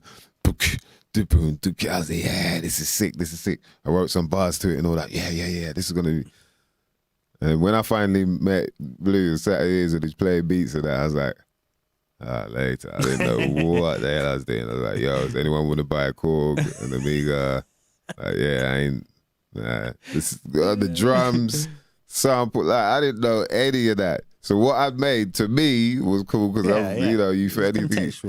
It was hilarious, man. But that was when it, that was the moment when it changed. When I got ill, it was like, the game done changed. Yeah. Fuck this shit. And then it was funny, like even Exit the I jungle. bumped into like I'd met up with Skibbity, because he was getting into it as well a bit later on. And so you remember the time when he'd done a tune with Skits and a few other people as well, like hip hop sort of stuff. Yeah, not too long before that, we'd linked up and I, just listened to each other's stuff and be like, okay, like, it was interesting, man. But he knew, he was like, yeah, you've been on this from time. So, good old days, boy. Got, that's the beauty of it, man. Yeah. psychedelic. Where's one from? Hype, hype, her. Yeah. Flat D. Hype, hype, her. Hype, hype, her. Anybody better know, but hype, hype, her. Hype, hype, her. Psychedelic Scientist. That's mad. I got draws off the twins as well. What, the Ragga twins? Don't know if that's what he's on about. Draws So of after the you had twins. said about the twins in the flats. Oh. Different twins. Different twins, all right. Oh, he said, what happened? If you want to know what happened, check out episode 7. Is that it? I think it is. Maybe I'm wrong. It's But yeah, it's a long story. on the video. It's called I think it's called the scar. In brackets, the scar on my neck. Is that it? Is that the one? Yeah, that's it. Yeah, that's the. Yeah, That's the. yeah, that's it. Yeah. That was Yeah, a 'cause that's, much quicker summary of the whole thing of episode 1 and episode 7 or whatever it is. Yeah, because it's quite a lot of madness. But yeah, man, feel blessed to be here and be able to friggin' enjoy life, man, with people. You know, that's why you don't know what's going to happen tomorrow. So you really got to make sure whatever you're getting into is some shit you might not never have known about before. Do you know what I mean? On that note, man, here's some shit you might not never know nothing about, mother lovers. Let me get it up and make sure you lot know. Each and every time, man, we got to give a big shout out to Canisters UK. If you want to get premium CBD, the place to go to is canistersuk.com. Listen, mother lovers, these guys supply you with the best CBD products available, in my opinion, especially in the UK, but I would say in the world too, mother lovers, in the world. Whether it's flat or it's round, I don't know about all that, but I do know this. You know what I mean? So let me give you a little, little info on the products they provide. So basically, what is CBD? Some people may ask. CBD is short for cannabis oil. Cannabis oil. Yeah, I'm saying that right now. Cannabidol. Yeah, this is a non-psychoactive cannabinoid found in the cannabis plant. Why would you use CBD? Well, it's one of over 100 active cannabinoids in cannabis and has been used historically for its many health benefits without the high associated with THC. So basically, there was a time where everyone was growing. They'd have a little patch of weed growing. And this was not for everyone to get high off of. This was for them to eat, because apparently very nutritious. And especially with the CBD content, which was a lot higher, being that the soil was probably a bit more pure as well. So when it comes to Canisters UK, what they're saying is, like, using CBD as a natural daily food supplement is a great way to support your body's endocannabinoid system, so your ECS. Every mammal on Earth has an ECS, so unless you are an alien or a reptilian or something other than a babble, it might be a good idea, man. Another thing you might not never know nothing about, there is CBD, there are cannabinoids in breast milk, ladies and gentlemen. That's why you might see your baby looking high after it comes off the boobie. That's why they come off like, yeah, because they're feeling good. Not because it's a psychoactive thing, but unless your mum drinks, you know what I mean? Unless the mother's drinking, she's blazing. Yeah, but more of the fact that CBD's got him feeling righteous. It's got him feeling good. And what does that say, man? Do you know what I mean? Logic will tell you, if the first thing the baby's looking for is the milk, it's to climb up to that teat, that beautiful round hump of milk, fats, cannabinoids, whatever else. The alcohol, if she's a joke. Yeah, if the baby's reaching for that, that means something. That's intrinsic. baby knows that that's what it needs. You know what I mean? And if there's CBD in there, what does that mean? I mean, it's something we need. So you got to hit up cannacersuk.com, and guess what? Off any product, and I'm talking about any product, whether it comes to the chocolate bars, you know what I mean, Belgian chocolate, or the sprays, whether you want indica or sativa, whether you want CBD balm, all these things can help. Whether you got anxiety, you have aches and pains, you know, swellings. It can help you with so many different things, man. Chocolate stirrers. Now, when it comes to the chocolate stirrers, just make sure you're cotching. Make sure the feet are up. You know what I mean? Just don't, yeah, that's what I'm saying. Because you just want to relax after that. You just want to chill. Yeah, you can hit them up. Make sure, of course, that when you do, you make that order. When you get to the end, you type in SYMNNKNA. I'll say that again. SYMNNKNA 20. And you can get yourself off 20%, mother lovers. 20% off. Cannace's is just SYMNNKNA. I don't think it's got. Oh no, it's not 20 on this. My bad. Yeah. Yeah. After all that. Give it a go. It might be an Easter egg code. Yeah. You never know, man. Yeah. Try 30. Never know. Woo! Push it. See if you can. Yeah, sorry, man. Yeah. That's right. So it's SYMNNKNA. 20% off. Bitches and bitchettes. No discrimination. Yeah, man.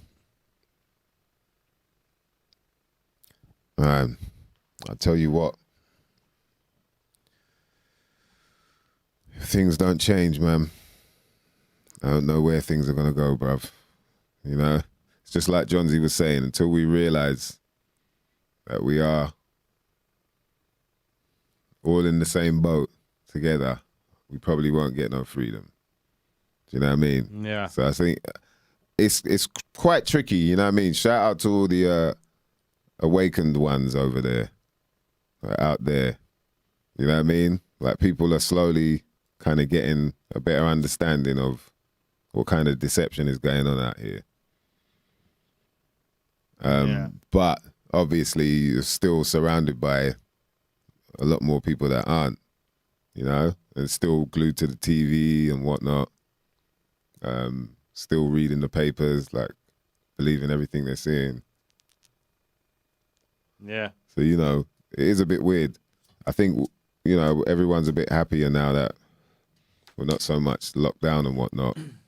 But at the same time, the energy's not fully where it needs to be yet, isn't it? You know, I kind of felt it being out and about, doing these gigs and whatnot. It's been really good. Like, it's been good energy, but it's still not where it was. You can still feel there's kind of hesitancy from people. And what I'm getting to understand is because people, regardless of whether they don't believe whatever's going on or they're just like, oh, I'm just carrying on with my life, they probably still don't understand what it is that they, you know, that they're not really following anyway. Yeah. Yeah. I think that's true. People have got to, not people, but an increasing number of people are getting to the point where they know that there's something not right about it. But they still have the sort of, they still haven't updated the operating system. They've still got the operating system that says there's a virus out there. They need to unlearn. And it's like that's the main problem. Catalyst, yeah. With that being demolished, when you look at all of that and realize, like, oh wow, it's not they've just gone to that something level. like they've lied about the numbers. It's that they've lied about the virus. Yeah, that's what. And it's really tricky for people to get their head around it because it's quite a messy sort of story and intricate, and there's not everything is answered in the way that you're expecting it, but you've got to understand that first of all, you have to go like way back in history. Like, how does it begin? We'll go to the beginning, like the real beginning, not, what they tell you, what everything that's out there that's easily viable tells you. You have to look at things that are a lot, they might be a bit more expensive than just buying whatever book, you know what I mean? But, or take a bit more time, but you kind of realize, you start putting the pieces together and you realize like, oh my gosh, that's for real. Like this isn't just a little lie about this. This is a big lie about virtually everything, the idea that you have about getting sick. If you're a science enjoyer, then like you know that like science is only as good as its last experiment. So there's no such thing as settled science, and it's okay to admit that there's some things that science got wrong, because it's not meant to be like, oh, we got everything right. And there are meant to be some things that they haven't got right, and it takes, hopefully it sometimes takes centuries for it to correct. It's not just, it gets to the point where everyone's just like, no, that is definitely the truth about what, because you don't know. There's not really any actual way of knowing, not ultimately, as we found out with the flat earth thing. Yeah. Is that, with some things, until you get to the end stage, the bit where you die, how are you going to know any of this stuff? If you don't know if there's a heaven until you actually die and go to heaven, if there is a heaven. So it's all right to have some for science to have got things wrong. It's not anything unusual. It's just treated unusual now when you say to people, yeah, but that's not exactly what's happening.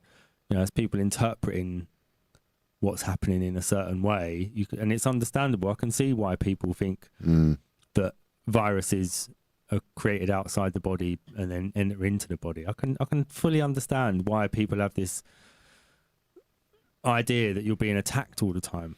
Yeah, once it's like and the body somehow breaks, it lets you down at some point and just decides to attack you and turns on you.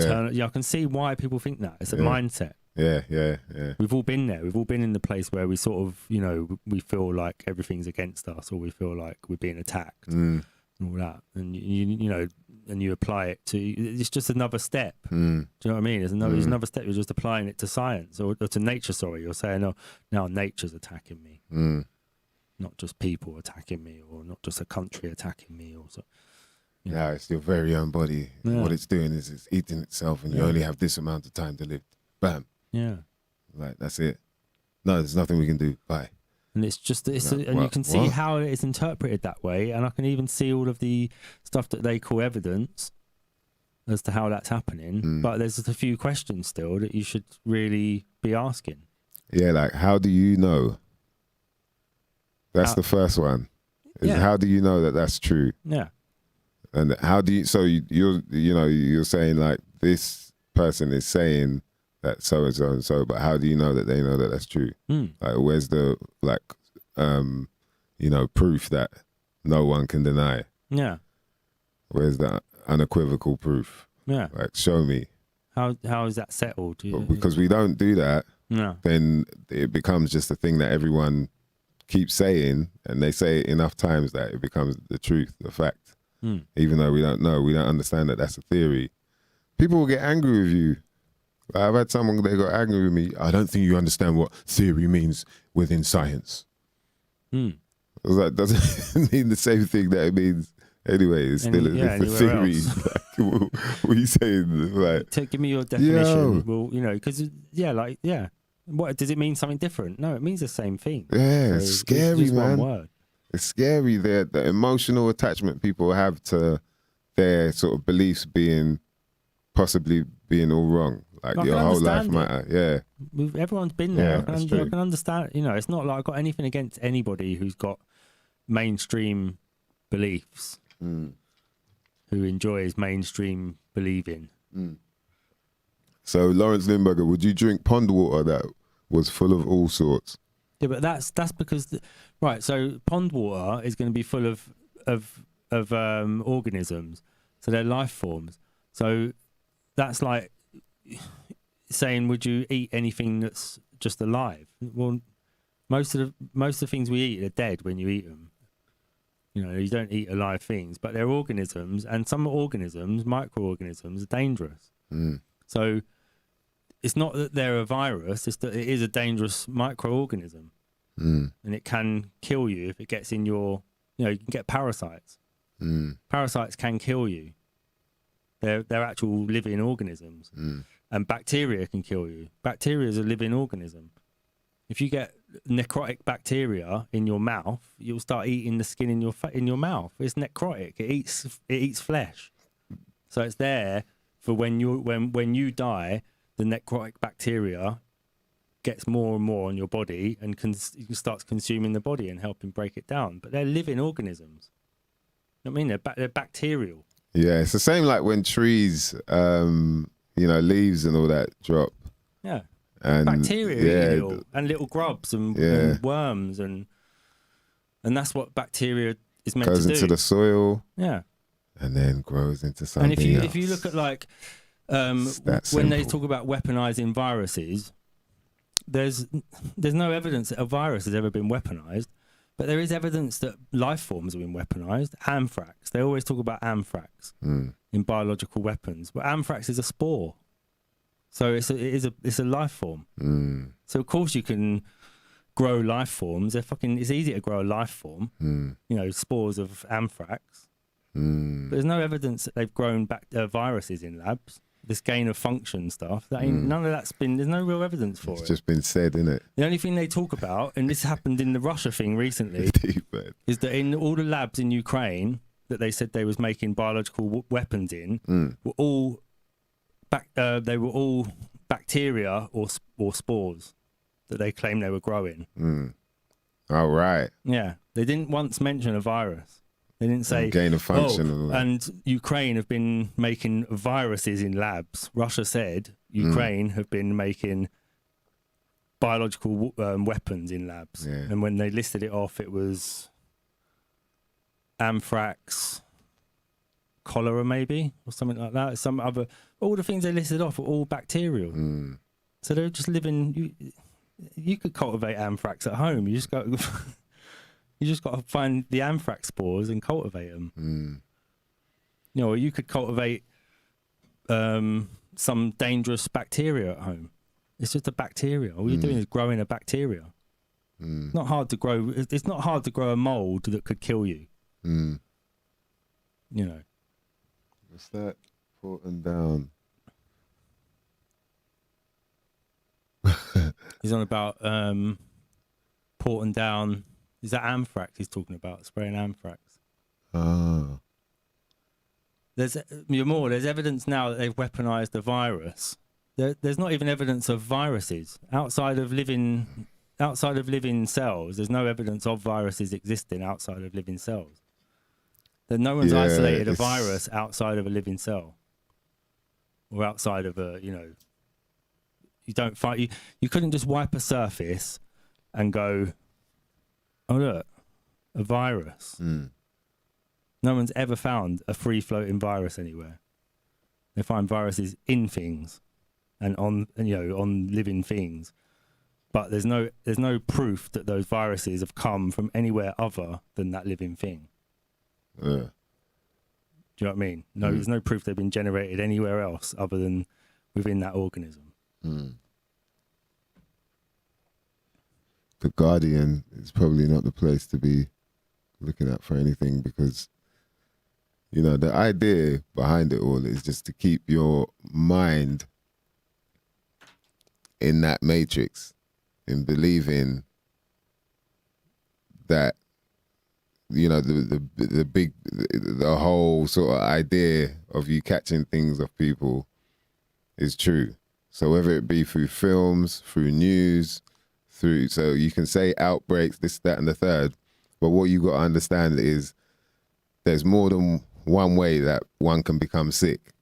Yeah. And we know that through, you know, well, bam, just don't drink water for a while. You're going to get a headache.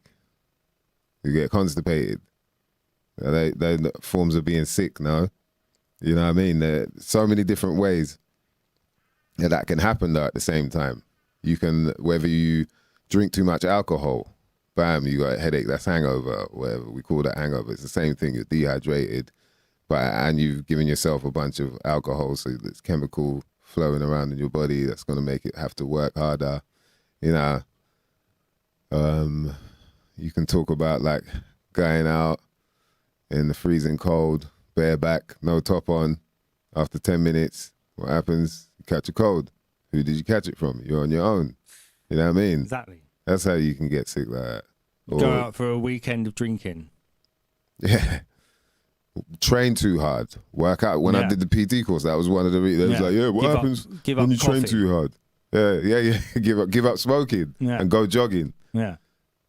All right, three people sitting around. If we're or us two here sitting, eating like really spicy food, we start sweating. But we're not talking about, you must call that from each other. Do you know what I mean? All these different things can happen.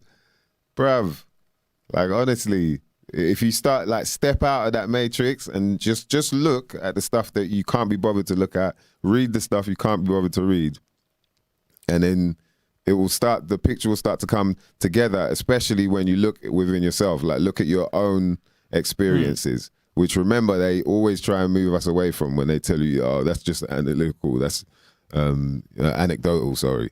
That's an anecdotal story. That's not scientifically proven. Bruv, but that really happened. I was there. I went through it. So now think about all them times. Think about all the times you were around somebody and you got sick.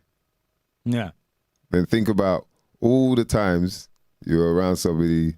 Sorry, yeah, you're around somebody that was sick and you got sick. And then think about all the times you were around somebody that was sick, but you didn't get sick.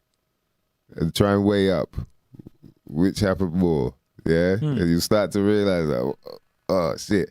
And it's one of them ones, man. It's that, red pill, blue pill moment of whether you really want to find out. And I think once you get that out of the way, though, once you understand that, bruv, the freedom you have is next level, because you realize, like, oh, my God, it's just a whole bunch of shit that they put out there for you to keep looking at this and reading this and but now they said and the lab but China the bat like what happened to the bat? Do you know what I mean? What happened to all of that? What happened to the wet market? Yeah, what happened to the wet market, man? What happened to the Chinese videos with it? But what happened to that? Anyone see that? Anyone? Think, man. Start thinking, man. If you've never heard of a Herxheimer reaction as well, if you've never done detox stuff or anything where you do a Herxheimer reaction, if you go and look at what the description of Herxheimer reaction, flu-like symptoms from detoxing too fast. That's what it's flu-like symptoms. That's what it's described as. I've had it, detoxing. If you've ever detoxed too fast, you've had flu-like symptoms. It's not flu. That's what it literally is. It's not the flu. All detoxing. Your body has to renew. When they talk about every 7 years, you are a new you. Like your whole body's regenerated. Yeah. Where do you think your body goes? Like, where do you think? What do you think it just like You're not a snake. morphs into? Yeah, that shit's it comes out, and it comes out in various different ways. All the ways we secrete, from sweating, shitting, puking, crying, yawning. You know what I mean? All these different ways. Wax, where do you think all this comes from? These are all different ways that we start shedding. Yeah. And sometimes, the bacteria in your body, it just feels like, yo, this is enough. We need to get all this shit that we've been shitting out of this shit. You know what I mean? Yeah. And that's when it comes. Bam. Now you just got to aid that. Drink loads of water. The reason why you ain't got no appetite is because your body don't want you to eat. Yeah. You just do what a dog does or a cat does. You just don't drink, don't eat, just till just sit and just let it pass. Yeah, you should drink water though, because your body's working. Dogs and cats, they know. But we're not dogs or cats. No, but they know. They know when they're like, if I don't feel like drinking something, I'm just not going to do it because it will make they'll throw up if they start. Oh yeah. If you're in that state, they know. You can see animals know when they're ill. They just go off somewhere quiet, sit on their own. Just wait for it to pass, or they go and eat grass and help themselves throw up or whatever. They know. Whereas like we've got to learn the difference between something that's in accord with nature and something that's just in accord with how man works, you know. So this idea that you're being attacked all the time by something, is that actually how nature works? Is nature constantly under attack from itself and trying to kill itself, or is it always trying to reach some sort of harmonious point? You know, are you constantly under attack or attacking people all the time? Are you attacking people all the time? You know, if you've got that mindset of like, I'm always under attack, is that your projection? Are you projecting yourself onto nature and saying, well, I'm always attacking people, so surely everyone else is just like me and they're always attacking people? Because people like to attack people, don't they? So, yeah, you know, we're at war but now. are you in accord with nature where you're trying to find some sort of, you know, equilibrium? Symbiosis. All the time. Yeah, some and if you balance. look around, that's what you're trying. And if that's what nature's trying to do, that's what you're trying to do. Except you're projecting onto it and seeing it as something else. Yeah, that's what you should. That's all about balance, man. Yeah, balance is key. Once I switched up my diet, I ain't no friggin' vegan, by the way. I don't know why people keep asking me if I'm vegan and all that, because, but yeah. But once I switched it up, bruv, I used to get sick like often. Not like mad often, you know, where I get a cold all the time, but regularly enough that every time I went to Australia, I'd get some kind of, and I thought it was like, I thought it was because the aircon and all that, and my throat, but you know, back then I was on the Baiters, man. I wasn't really drinking water like this. I was always, you know, fizzy drinks, whatever, you know what I mean? I didn't really care about. You weren't in a hydration game. Yeah, crisps, you know what I mean? Or whatever munchies, whatever the hell. I wasn't, all the fried chicken, this, that, blah, blah, blah. I wasn't even thinking. And then, bam, once I switched that up, bruv, for years now, I don't get sick like that. Yeah.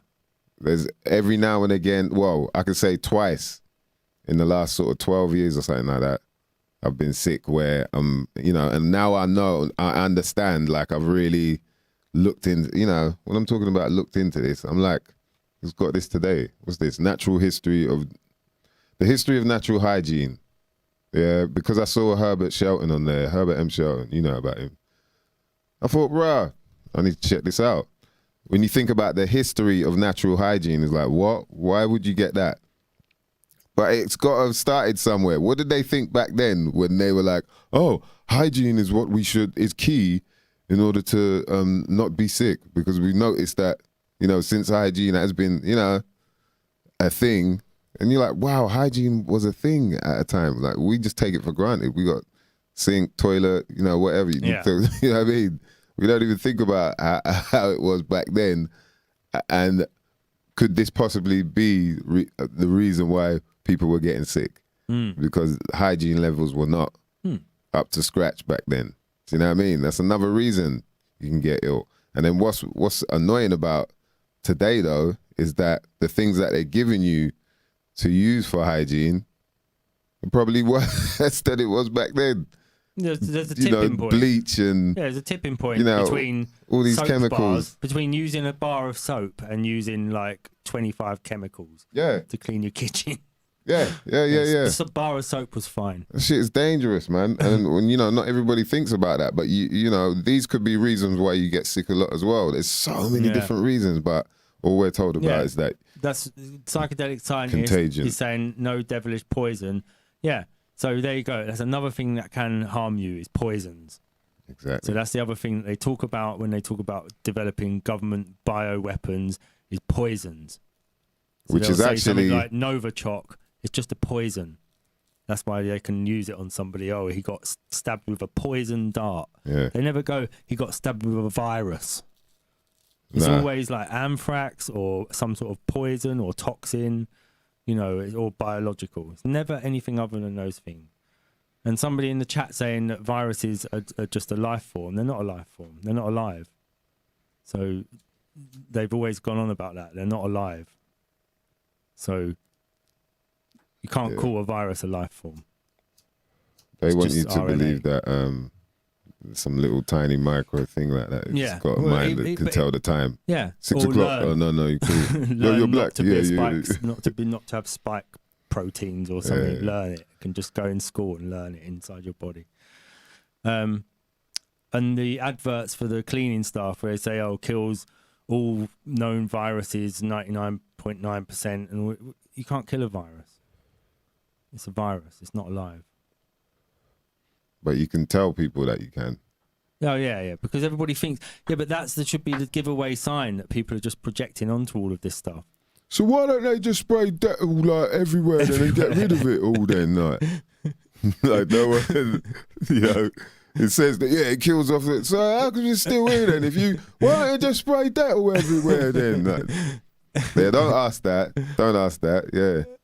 Don't worry about why all the supermarkets have been open all this time. You be shopping there all this time. There been no, we had to lock off, boy, because the whole place was like, right, bear man got like, you know what I mean? The butchers got it first of all. Like, that's why we reckon there might be like bat meat there now, by the way. But yeah, then spread over into the BWSL. You know what I mean?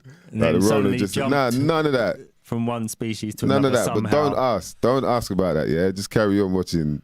Madness, bro. Talking of your hygiene, the book on hygiene is like the thing that you're trying to remove by using soap is really bacterial or poisons, toxic things. You know, so you wash your hands after going to the toilet because you can have necrotic bacteria on your skin. You know, which is it's bacteria that eats things. So it necrotizes skin. So that's what in your gut is lots of bacteria. You're not washing your hands for viruses. You're washing your hands to get rid of bacteria, and it's bacteria that causes sickness. If people eat, if I ate your bacteria that had come out of your arse, it would probably make me sick. Do you see what I mean? Yeah, that's why you wash your hands. Yeah, but that's why. But so when people are saying, "Would you eat pond water? Would you drink pond water?" You don't know what's in the pond.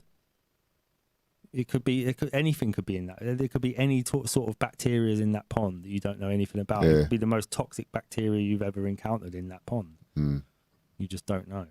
Yeah, I mean, yeah. But it's not because it's not because of the dirt in. Drinking pond water. It's not because of the dirt in the pond water. Them challenges there. Yeah. The pond water challenge. Yeah. He's on the pond water challenge, man. Well, yeah, I think possibly.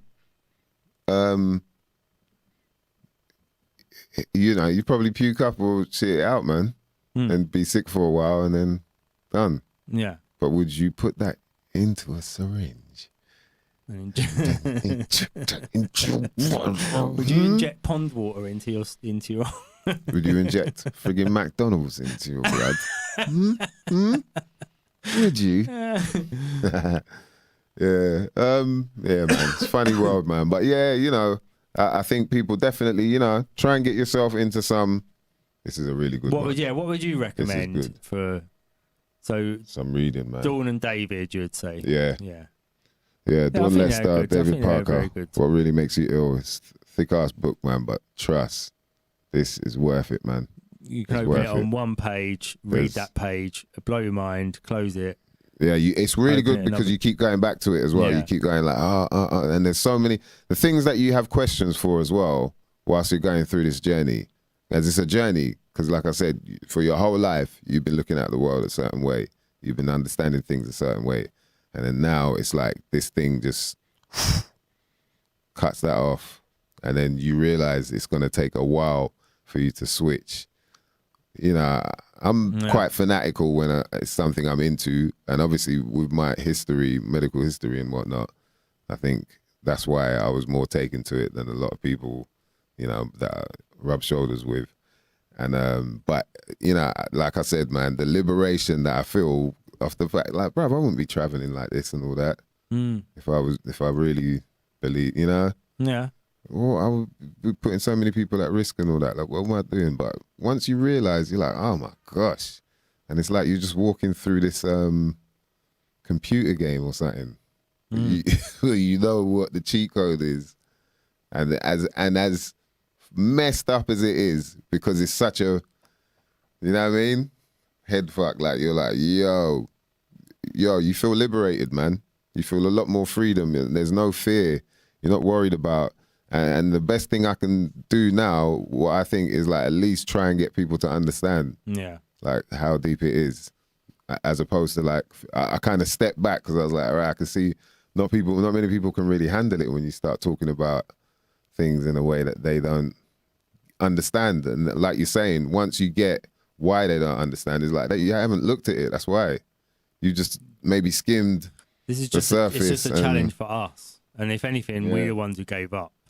Yeah, for real. Because we couldn't find the proper ways to be able to like put it across in a way that's easily understandable. And the fact is, it's not easily understandable.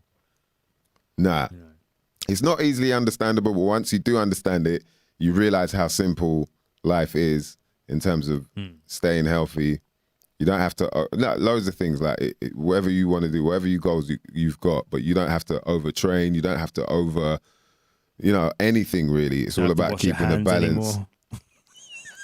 You don't use sanitizer. Like you wouldn't do that. You know what I mean? Just think about it in a natural, and please don't take it in any way when I'm saying this. It's just my opinion, but all that sanitizer stuff, you rub it on your hands, but would you then lick your fingers?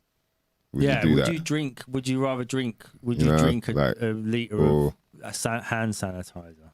That's extreme. But but if hand sanitizer is cleaner than pond water, would you drink a litre of hand sanitizer? Who dropped the pond water shit, man? Because you got Dad heated about drinking pond water. He's thinking, man, I want to drink pond water just to show them that it wouldn't do shit. Sanitizer's cleaner, so Yeah. Surely, if you use it all the time, if you really use hand sanitizer all the time, you'd have no problem drinking it. Hand sanitizer. Anyway, man. Hand sanitizer. Trust me, bruv, man. Like all that. I mean, there's more natural stuff you can get anyway. I think like to simplify it, I'd say any sort of ingredients that you can, confirm are like natural, you probably won't have any trouble with. And so there are some hand sanitizers like that. But yeah, with majority of all this stuff, man, it's like, bruv, it's any form of way they can make sure that you become sick.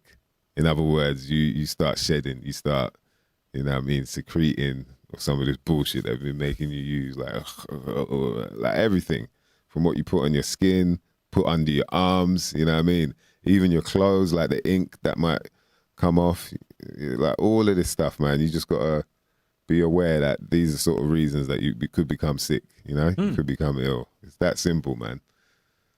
You know what I mean? But don't worry. Be happy, mother lovers. Yeah, I'd recommend going over the get the German New Medicine website up on your browser, and anytime you get ill, or somebody tells you about somebody else who's ill, or you see somebody mentioned in the news who's got ill, or anything, go and look it up on there. You don't have to buy into any of it. You don't even have to, there's nothing to buy anyway. It's all free information. So just look up that illness. There's an A to Z on there. So if someone says, oh, so-and-so's got a bad throat or whatever it is, or they've got this thing's happened, they got this ALS or something, I don't know.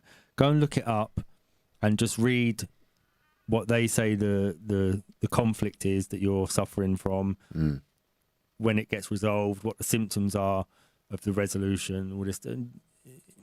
You just start learning, just start picking up, oh, right, maybe there is something to this idea that we're sort of, when you go into a shock, you send your body into a certain reaction, and that reaction expresses itself as what we call disease. But it's not disease. It's like a special biological program that's there to help you cope with that same shock in the future. So rather than you having to keep having the same shocks over and over again, it adjusts how you act and how you respond to it the next time, so that you're not so traumatized by it on your body and in your mind. And it's a little adjustment to the way you think about the world. But I've just been, like I say, anytime anyone gets ill, go and look it up. Don't even tell them about it. Sometimes I do. I say, oh, maybe have you thought about this? Or the amount of times that that it's actually sort of close to it as well, you know, because everyone's different. Everyone has their own responses to things. Some people aren't bothered about, you know, splitting up with a boyfriend or girlfriend or losing a job or moving house, but some people are really stressed out by that sort of stuff, and it manifests as an illness. You know, they move house and then suddenly you start getting a certain, you know, skin condition or something comes up, or you are away from your girlfriend for a week and you start developing, you know, eczema or something on your elbows, and you know, and you're not sure why it's happening. Just go and look on that website. There's every type of illness is on there. Every part of the body's covered. Explanations of why it's happening. And it is really, really helpful for me. That's just for me. You know. Yeah, it's deep, man. It's deep, man. There's so much out there that is hidden. Basically, the way that this shit works is, as long as you don't know, you won't ask, and you'll never know. You'll never find out. You know what I mean? And so, and off the back of that, what's the best way for me to hide the shit is just to tell you a bunch of other shit that answers it. That has nothing to do. That has nothing to do with it. You know what I mean? So it is like a proper spider web, a spider's web of information. But yeah. And if you need it, man, hit us up. You know what I mean? If anyone wants to find out anything, indeed, please, because trust, what I'm telling you, it's ridiculous. It's ridiculous. It's what is hard is for me is like hardback man. You know what I mean? Seeing like grown ass man, bruv. Like, come on, man. You lot can do better than that. Yeah. Like, you know, I get it. Like, not everybody's really interested, but I think this type of information is important because once you know, your navigation through all of this shit is a bit smoother, is less sort of, you know, you're more aware.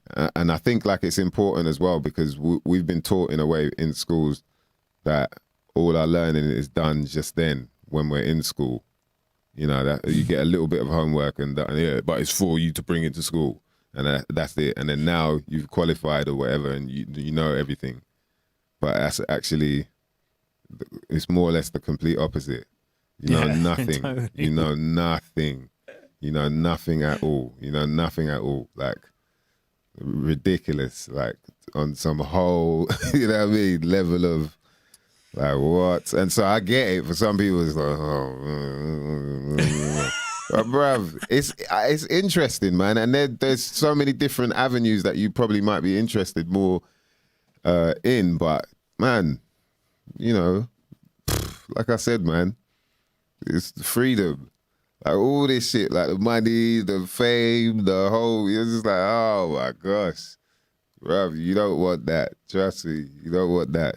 Like, don't get me wrong. You want to need to maintain a life, you need to make a living and all that. But like, them people at the top, like at certain places, man, they're going through shit, you know. And it's something you might not never know nothing about. But trust me, you know, there's a reason why we're trying to get this info out there for people to know because, yeah. It's ridiculous. Lizard people are still people, you know. They still got feelings. It's somewhere. They got cold ass feelings, boy. Cold-blooded. You know what I mean? It's nuts out there, man. But yeah, that's give thanks for hip hop, man. Woo. Yeah. Like, woo, I'm telling you. If it wasn't for like some of the bars man got to grow up on, I probably wouldn't have even, you know, stepped into that realm, like stepped outside of that matrix, like for real. You know, it's quite surprising. I've been speaking to people like behind the scenes and yeah, there's quite a lot of people that do say they're like surprised at how hip hop hasn't really spoken out against what's going on considering, you know, but you realize, man, shit got taken over. Like, you have to realize that now. How many people getting popped off, man, left, right, and center? How? Like, what? That wasn't happening before. Now it's just like a regular thing, like every Yeah. month or something, 2-3 people. Like, yo, something's going on. This shit has been infiltrated, you know. Yeah. We're wondering if it's happened over here, but I don't know. I think maybe in that sort of BBC world and all that. Yeah. I was thinking that earlier when you were talking about BK. It's lucky you didn't bump into Westwood while you was known as Baby Kevin. That's hilarious. That's not funny, but it's funny. But it's that's hilarious. That's a whole nother saga, boy. We might have to do a whole episode of I that. wonder if we can get anyone that. who knows a bit about the, you know, a bit more about the whole situation to come on. I don't know. I don't know if there's going to be an expert out there who can sort of take us into the history of Yeah. I don't know an expert, but I might know somebody who we'd have to do it like low key or something. I don't know. What, We'd with have the to blacked out face and the, blacked voice out muffled voice, yeah. Yeah. But then, boy, we'd probably get shut down. We get hunted down, boy. The wolves come out. Dracula. Mama looked like Dracula, boy. 64? Was he? He was drinking some baby blood. 64, boy. 64, I'm talking like a 14-year-old. Bruh. Yo. It's levels, man. Lawrence Lindbergh said Rodney P called him out years ago. Yeah, he called him out, man, on Charlie Sloth show. Like rags. He said, he said what he said. And he definitely sounded like he meant it, boy. Remember that Mike Righteous, Tim Westwood diss track back in the day? Yeah. Mike Righteous. Shout out to Mike Righteous too. We never found out why. We never found out why Westwood got shot. Anyway, I wonder if there's anyone we can get on who can tell us more about. Questions, eh? I mean, Answer a few. I'm sure there are people that have done their investigations, so maybe we should look out for any independent journalists that have done their little work. Good point. Let's do that. Yeah, let's do that. Because, yeah, man, you know. I think we talked about it years ago, didn't we? I think. Yeah. We talked about it in about 2013. We sort of had the Jimmy Savile, just off the back of Savile. Yeah. And it was like, what was interesting was you pointing out the fact that Jimmy Savile was like the father of... two turntables and a mixer. Yeah. Like he more or less invented and he used to dress like a pimp. Drove a Rolls Royce, fur coat, gold chains. Wow. Wore tracksuits. First DJ to wear a tracksuit. Is it? Well, yeah, sort of. Bit tenuous, but first DJ. Was he? So he was the first disc jockey. 1947. He put two turntables together. 1947. That's when he first started playing with two turntables. Wow. I didn't even know there were turntables. I thought it'd be gramophones. Gramophones, two big, massive needles. Two of them little dogs. Wow. And then old shapes of Baphomet style. Yeah. And then Westwood, and obviously the Savile stuff. There's like a big whole occult satanic thing with Savile, and he also brought in the teenager. So the whole, the beginning of the teenager, Savile's there to sort of bring the teeny bopper. He was like the Beatles hype man on stage. He used to come on before the Beatles and he used to do little skits with them, and so you're saying he was one of the Beatles essentially at the beginning. So you're saying you're saying that he was like when the term teenager came about. Yeah. Wow. In the UK, yeah, he was like one of the first people to Radio 1 obviously popularizing teen culture. And then Westwood, when he comes in, takes over on Radio 1 as the sort of the youth, late night, the youth show. What was his main target audience? 14 to 21 or something. Wow, and my man was already in his like 40s, late 40s. Same as Savile. Savile was already Savile was already old when he got onto Radio 1. but then Westwood helped sort of bring in the sort of darker side of rap. Really, that's his sort of his golden era is when he sort of helps bring in the gangster rap stuff and just generally turn the tone a little bit darker and take rap music away from hip hop and put it into its own sort of dark dimension.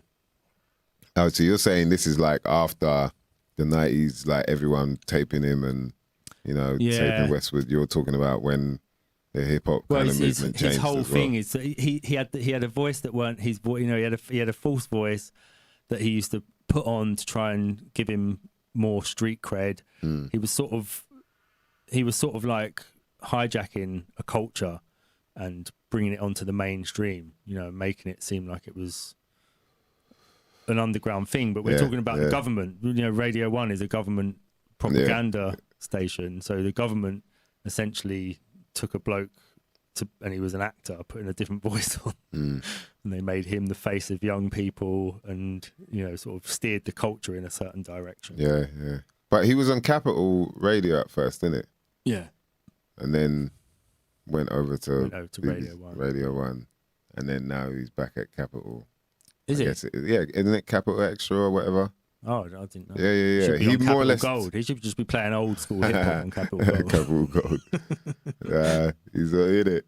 He's on he's on Capital Extra now. So, and then there was something that went out about that the staff, I guess at Capital Extra, were told to stay quiet about the news or whatever. Because obviously they're owned by the government as well. Don't think, you know what I mean? Don't think for a minute, bruv. This whole is the government's, man. It's the Queen, man. King Chico says, Amy True's With Love. That's a track called With Love. People need to be sharing that around. Definitely right about that, man. Shout to Amy True. Shout to King Chico for letting us know. You know what I mean? That's what I'm talking about right there, man. We bring this community together. We can do shit like that. Shout out people's tracks. Let people know. They can hit up the chat room. You know what I mean? Yeah. Get this thing spinning the way it should be, man. Danny Bones had a video up in, I think it's his channel. He says, Danny Bones. Shout out to Danny Bones. Danny Biddy Bones. Yeah, man. That's what I'm talking about right there, man. Let's bring this shit together, man. Midweek. Mercury's Day. Wednesday. That's when we communicate. If King Chico, if you see Danny Bones, if you see his videos or anything, just send us a link over somehow, Instagram or Twitter or something. And if he's got stuff on, yeah, man. Timmy Wiz, boy. My man just, boy. You know, and this is the sad thing about all of it is like, you grow up on that shit, man. Listening to my man on the radio, yeah. Obviously at first, in the 90s, it was like, yo, you know. But then as you grow up, you start realizing he's a bit of a joke. So yeah, it turned into what it was. But then at the end of the day, he's still, that his name is linked to this culture that we've all loved and been into, or are into even. And you know what I mean? It just taints it, man. Bambata. Like, it's just like all these things where you're like, rah, man, this shit ain't what I thought it was, man. After all that time. You know what I mean? So, you know, salute to all them lot. Like everyone out there that's still, you're cool in your own skin. You're happy to be who you are. You know what I mean? You don't have to prove nothing, you know, and you keep it like what we always thought keep it real was. You keep it real. Not all this shit, man. People, shout to DJ Lock in the building. What's going on? Oh, so he's been taken off Capital Extra, right? You know, these people just taint it. They taint the culture, man. It's like, brother, I'm not about that. And it's annoying because, yeah, you hear the stories, you hear the rumors. You don't know 100% if it's true or not. But then, like, the people who decide to tell you are the ones who've been looking after him for so long. So like what? And they might does only that be mean? telling you because like they've lost their job Bruv. or something. Bruv. And they're just trying to get back on him. But It's like, for all them yeah. years they've known him, they didn't say anything. Yeah, I mean, Yeah. oh, you bring up shit from 1994 and bring oh, really? Now? But don't ask about that, though. Don't ask. That would be silly. That would be silly of you. You know what I mean? These people are mad, bruv. Shout out to Amy True's Doggo Murphy. Yeah. Big up you more. Yeah. Hey, so psychedelic Murphy. scientist, question for Mice. Are you working on new music? Bruv, I'm working on new music, boy. And I'm excited as well, man. Because, yeah, I'll let you know. I'm working with Pitch 92. Shout out to Pitch 92. That's my bro. We got an album coming. At the moment, just putting the last bits and pieces together. Just got to work out a couple features and then finish off a couple verses as well. And then I'm going to start recording, and then, you know what I mean, we'll start like planning start shopping it around, see who's up for what. But yeah, man, look out for that. And I've got another project as well with another rapper producer, but you know what I mean, I don't want to talk too much about it because, boy, it ain't time to let people know yet, you know what I mean? And then, you know what I mean, Tip of the Iceberg 4, I'm working on that as well. So yeah, there's plenty of music coming. I've got a bunch of features as well that I've done for various people as well that are going to be hitting. So yeah, man. But yeah, I'm excited, man, because yeah, it's been fun getting back in that creative matrix where you're just lost in different verses. Oh yeah, you do this, all right, finish this. Yeah, it's fun, man. Shout out to Pitch 92, man. Really looking forward to getting our stuff out there. Yeah. Yeah, man. And shout out to all the supporters, man. Obviously, at the moment, you got the Smokey Joe and the Kid album out there. That's the band that I'm in from Bordeaux, France. War is Over, it's called. And I feature on a couple tracks. One is called Culture Clash, that I do with a guy called Yoshi, the original, from out of Paris, Badman MC. And then a track I did solo with Smokey Joe and the Kid called Over the Limit. Yeah, and we were just on the instrumental of that track, funnily enough, is on it's on this French TV series called Droyer or something like that. Droyer. Did they do an advert or something as well? They didn't get the advert. What's that? Was they going to do a car advert or something? Oh yeah, we did a Renault car advert like online. Yeah, it came out online. It's for the Renault, one of their The new Renault. electric cars. Yeah. So yeah, and Right. so that was a track we did like a few years ago, actually, like 2017 or something like that. Yeah, man.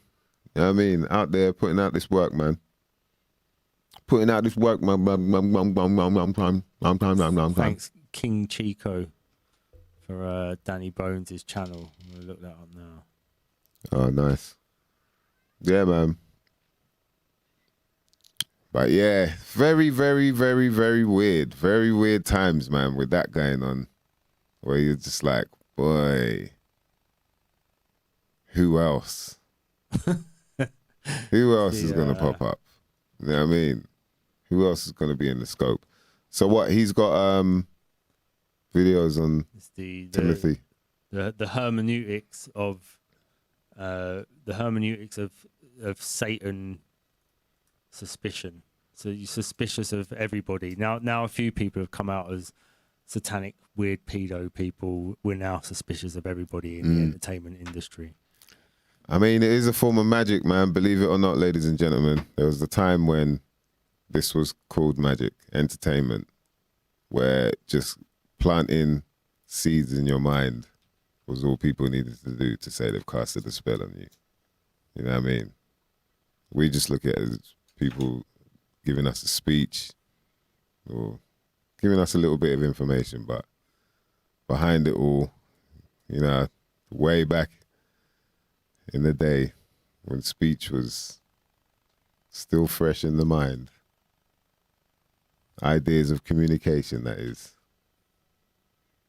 Yeah, people believed just giving you a story, just telling you something in a way that they wanted you to manipulate the mind. That was casting a spell. That's what the fuck is happening now, bro. Literally. As long as you don't think about it in the way that you should. You know what I mean? Oh, I can't All find right, this the Danny video. Rose thing. Mm. No, I don't think that's it.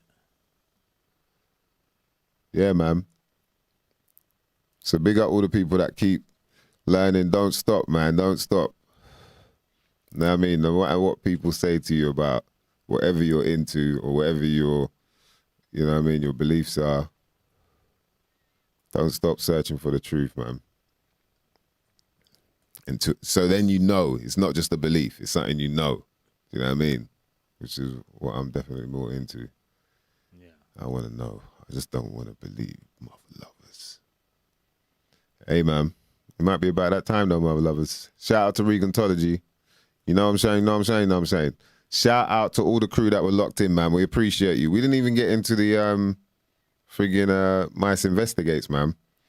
But before we do go, we got to make sure that we give a shout out to cmossboss.co.uk. Ladies and gentlemen, if you want to get high quality sea vegetables straight from Ireland, products that are different, you know what I mean? All types of different sea veg, 100% wild crafted and not farmed on ropes like most others on the market. We talked about that before. Products are certified. Irish Organic Association has certified these products.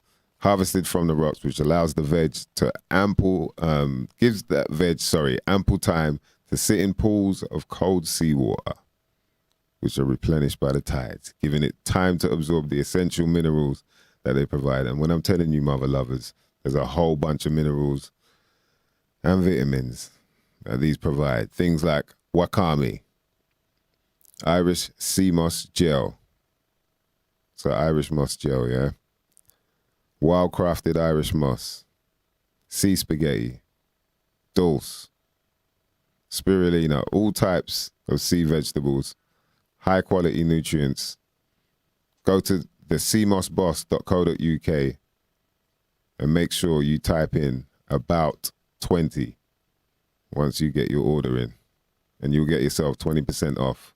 That's about 20 for 20% off at the cmossboss.co.uk. for all your 100% organic, wild-crafted sea vegetables. Mother lovers. Yeah. Hey, yo, it's been good catching up with you lot, man. We'll definitely be back next week for some more. That shit you might not never know nothing about. Shout out to Psychedelic Scientist, You're More, Gleam. Yeah, all the crew that were locked in, man. We appreciate each and every one of you, as we always say, because we do mean that. IBMCs, King Chico, Lawrence Limburger, Regantology, Tubalicious, Blue Fliggy, shout out to my brother Bluefoot, You're More, of course. Who else was in the building? Shout out to Cuz, I know you was locked in. Yeah, of course. We'll make sure we're back next week, man. Hey, it's been good catching up with you, mother lovers. Who else? I feel like I might have missed someone out. Oh, I missed anyone out. DJ Lock. Yeah. You're damn right. Let's catch up soon, man. All you mother lovers, we appreciate you, man. My name is MysDiggi. That's DanDNA. DanDNA. I saw it going hectic there. Was you scrolling down or was it like... I was like, huh? How comes all of a sudden... Yo, let me do that again, man. My name is MysDiggi. That's DanDNA. And you know what we're about. This is some shit you might not never know nothing about. And we're out. Mother lovers.